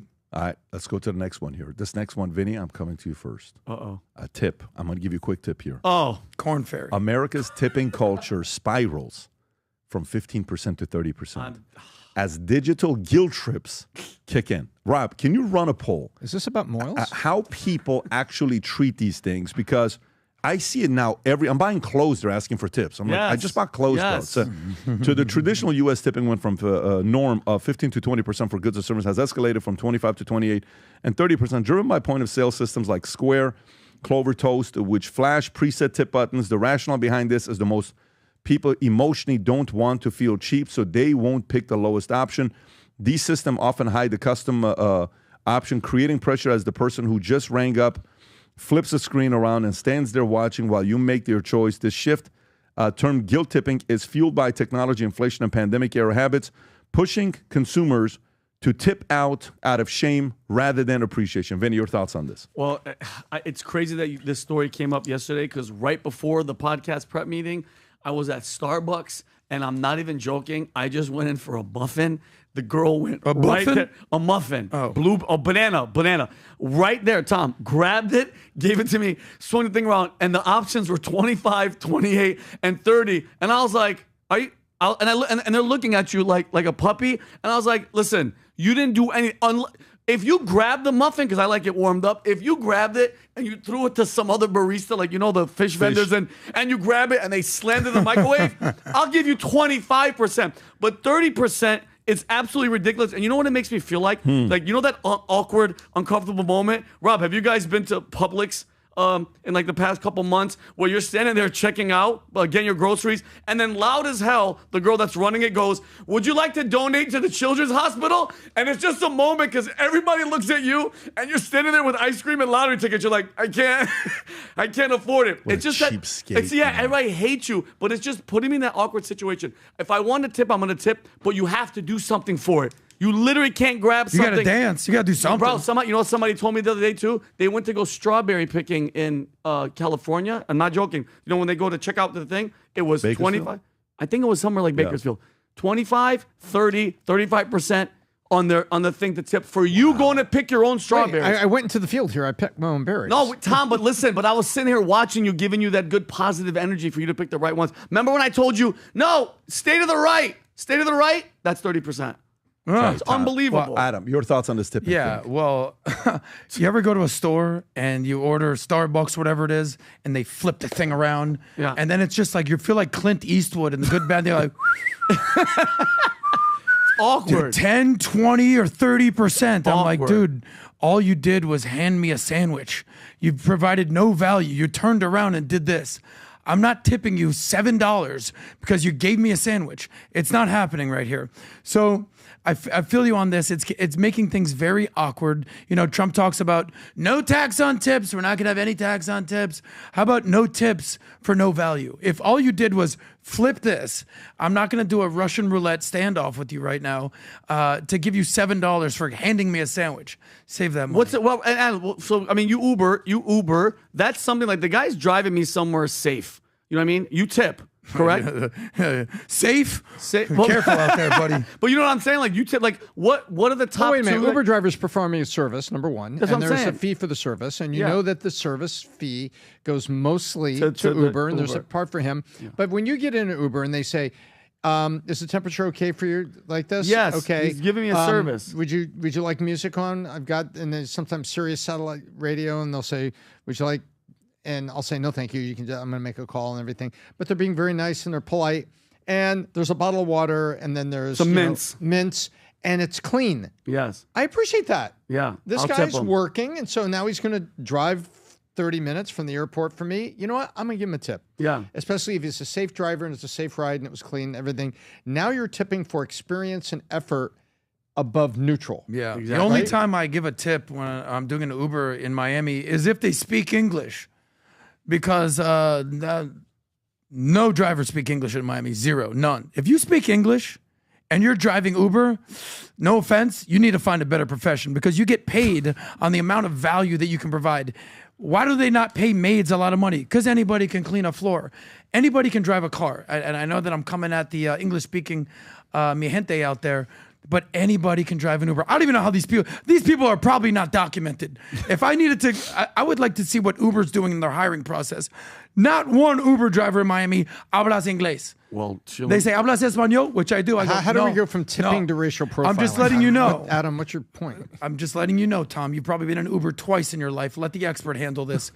They need to handle. Actually, how many times do you think you've been in an Uber or Lyft? Oh, I mean, I can give you the number. Thousands and thousands and thousands. Give me a of number. times. Like, what is it? 5,000 times. Oh, okay, got it. It's 5,000 times. Yeah, wow. Yeah. That's a. So 5,000. The average amount is what? $10, $20, $30? No, for me, Yeah. I live in Miami, Pat. So what would you say the average? What's is? the average? $40. Okay, so 200 grand on 5,000. So 200 grand spent in how long? 10 years.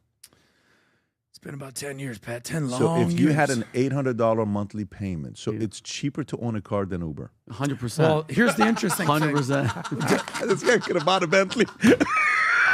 I could buy a Bentley. With a chauffeur. With a chauffeur.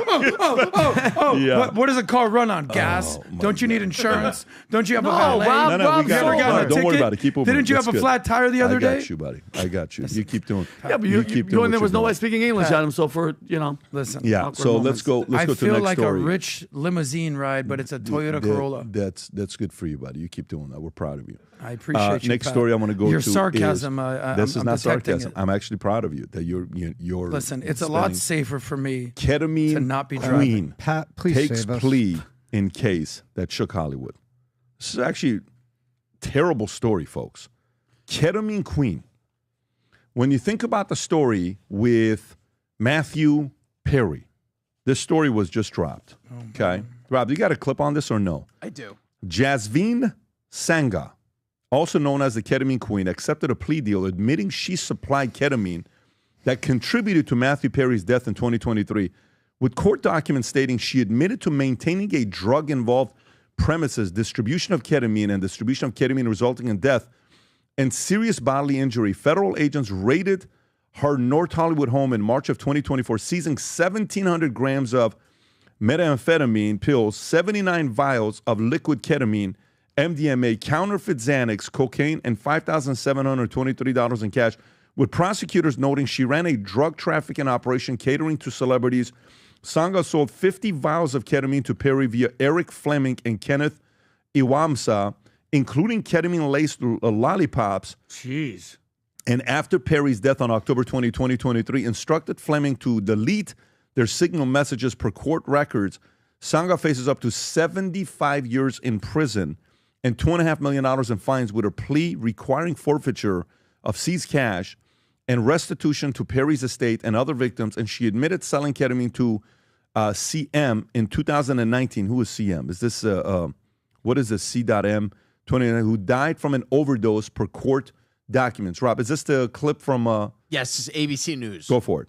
Tonight, the accused drug dealer known as the Ketamine Queen has agreed to plead guilty to charges connected to the death of actor Matthew Perry. Prosecutors say she illegally sold him the drug, leading to his fatal overdose. Wow. The fifth and final plea in the case. Here's ABC's Trevor Ault. Nearly 2 years after the fatal overdose of Friends star Matthew Perry, the so-called Ketamine Queen is now expected to plead guilty for supplying him with the dose that ultimately killed him. According to court documents, accused drug dealer Jasveen Sangha offered Perry a sample of ketamine through a friend, and within weeks, 50 vials would follow. The actor had been open about his longtime struggle with addiction, speaking with our Diane Sawyer a year before his death. Addiction, the big terrible thing, is far too powerful for anyone to defeat alone. But together, one day at a time, we can beat it down. Yeah. Your disease is just outside, just doing one-arm push-ups, just waiting for you, waiting to get you alone. Court documents show after Perry's death, Sangha tried to destroy evidence of her involvement, texting their mutual friend, "Delete all our messages." Sangha is the fifth and final person charged in Perry's overdose, all of them pleading guilty. In the end, these defendants were more interested in profiting off Mr. Perry than caring for his well-being. Mary Sangha was just weeks away. Pause it right there. Vinny, thoughts on the story? I mean, finally, justice is served. I mean, it was still a horrible thing with him with, we had the addiction part of it. And, a lot of people were going to say, well, if it wasn't her, it was going to be somebody else, and it was only going to be a matter of time. Before God had me find you, Pat, I was in that, not the ketamine in this crowd. By the way, I lived in North Hollywood right next to this girl, apparently. I had no idea in NoHo. But, hanging out, partying, and doing all that Hollywood lifestyle stuff, everybody, especially in the hills, there was dealers that would come to the hill. I'm talking about high-ranking, big, huge A-list celebrities that had these people that would come in the hills and serve them all the time. And then it was only until, I lost two friends. Because I don't know, again, did he OD or was it accidental or was it too much? Because when my friends passed, people automatically were like, oh, they OD'd, and it's not, they were poisoned because the cocaine that they did, they both did one little thing of cocaine. Both of them died right there, and then one of their girlfriends. So I mean, I think it's good that he has finally they're coming clean. She's admitting what she did. I don't know what. So if she was facing 75. If you plead, what does it come down to? That she's not going to spend the rest of her life in prison? I don't know what it is, Rob. Probably about 20 years, 20 or 30 years. But I don't know. I'm just happy that finally they came out and they found them. So that's all 5 people now. So justice is going to be done. How old is the girl, the Ketamine Queen? How old is that girl? I want to say 40, Rob. Where is she? 42 years old. And she's from the United Kingdom. So she wasn't even born here. There were so many guys like this, man. Let me tell you, there were so many guys like this in LA. Guys that would buy 100,000 ecstasy pills at the time. Guys that this is a very, very sad story of something like this happening. But you know what Matthew Perry said, which was tough? Waiting, because if let's just say that's a friend of yours. And I want to be around him all the time. You have a life. I had a friend of mine that we had an accountability deal. And I would say, you got to call me because he would take 10, 20 Vicodins at a time. Jeez. Died taking 50 at a time. Jeez. Okay? And he would call me. And I would call him 4 or 5 times a day. And I knew when he was on something because this is how we talk. He got into 2 or 3 accidents in a week of him just hitting people. Driving, hitting people. So eventually I'm like, let him stay in prison for a couple weeks so he can get it out of his system because he has to agree to go to a rehab facility. You can't force somebody to go to it. You can't put somebody in there. But he said the most magical thing, couldn't wait until he was alone.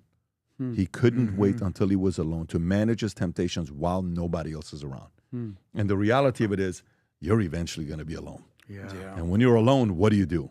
Boom. The dark energy shows up and you're like, hey, man, I'm going to take something. This leads me to the next story, unless if Adam, you want to say something about this. I mean, I've literally lost a handful of friends to drug overdoses. I mean, I'm born and raised in Miami. I've been in the nightlife scene. I've owned bars. I've been to clubs. I mean, it's all fun and games until lights out. So speaking of ketamine right here, this Ketamine Queen lady, in my experience, there's 3 different types of tiers of people that end up using the drugs, whether it's ketamine or other drugs. Ketamine specifically, so, you're using it, it's trippy, it's euphoric, you're hallucinating, you're having a good time, you're in the club, the lights, you're having fun, all right, you're having an out-of-body experience. Okay, cool, that's one option.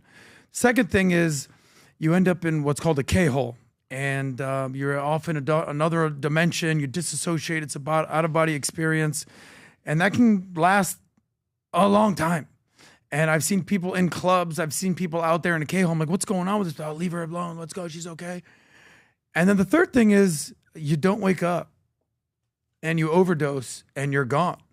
And what happens is you build up a tolerance. Oh, I used to take just one little thing. Now it's 2. Now it's, you said there was a guy who took 50 at a time.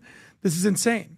So if you manage it, which I don't necessarily recommend, I think Elon Musk has been on record allegedly saying that he's been prescribed ketamine for whatever, allegedly. But you do too much, I mean, you're not showing up to work the next day. Here you go, Elon right there. But it's a sad thing, and if you have friends that are doing this, just be like, I love you, man. Please just relax with that kind of stuff. Because you never know when they're going to be alone, and they hit that thing one time, and the cops show up, and they drag their body out. Yep. This is a business model that people need friends. They need the depth of friends around them, and they need the Lord, and they need faith. Because otherwise you end up in these dark places. Who's George Nicopolis? Dr. Nick, Elvis Presley's doctor, was put on trial and acquitted, lack of sufficient evidence, but he was prescribing Elvis Presley. Mm-hmm. He had this big white haircut and everything. Who's Conrad Robert Murray? Dr. Murray, Dr. M, right. Dr. M. Mike Jackson? Following Michael Jackson around and prescribing to him. And then they all know it. The celebrities and the athletes, they know what's out there. Athletes at least have to pee in the cup and get tested, and it kind of helps keep them and their entourage kind of at bay a little bit. But Nickelback said it in their song Rockstar. They'll get you everything with that evil smile. Everybody's got their drug dealer on speed dial.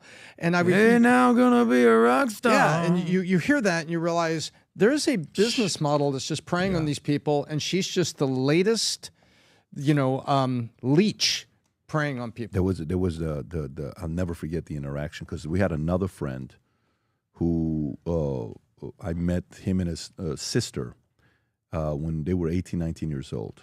And I went to one of his games that he was playing. He'll remember this. I'm not going to say his name. I went to his game because he was using the same thing that the other guy was using. And I went to him and I spoke to him. And I told him, I talked to the other guy, the guy that was doing, because I found out who he was and I went and spoke to that guy. I told this guy, I said, I swear to God, if you continue with this stuff, it's going to be a bad situation for you. 2 years later, that guy stopped. And he does very well now in real estate, wife, kids, beautiful sister, beautiful family. I love that family. I love being around the family. He did some things that I chose to not do business with him 18 years ago. Dumb mistake he made 20 years ago, 18 years ago. But there are these guys that go around that sell these pills, and they don't know what they're doing, but you're going to destroy someone's life. Mm-hmm. And that person is someone's son, someone's daughter, someone's family. I've told this story so many times where this one, we'll wrap up on the story. One of my friends one time is on PCP. Oof. And in the middle of the street, there's a basketball tournament going on. He gets out of the car, goes up to an innocent kid, didn't do anything, just punch him in the face with brass knuckles. Oh, man. Shuts the guy's jaw. 30 days, he's eating through a straw. By the way, this is a guy that was never a Christian. He was like one of the crazy kids that I knew from high school. And he says, you have no idea what happened to me. The father of the son shows up to the house. Have I told you this story? The father of the kid that he punched? The father of the son that he shut the jaw, punch him in the face with a brass knuckle, shows up to his house, knocks on the door. Somebody else opens the door, says, I want to talk to your son. He then comes to the door, looking at the father. He has no clue who this man is. He says, yes, Hopar, like, uncle, what can I help you with?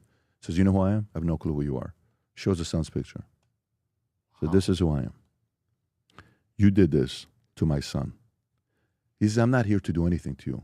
I just wanted you to see my pain. Wow. Because one day you're going to have kids. And I would never want you to have the pain that I have right now as a father.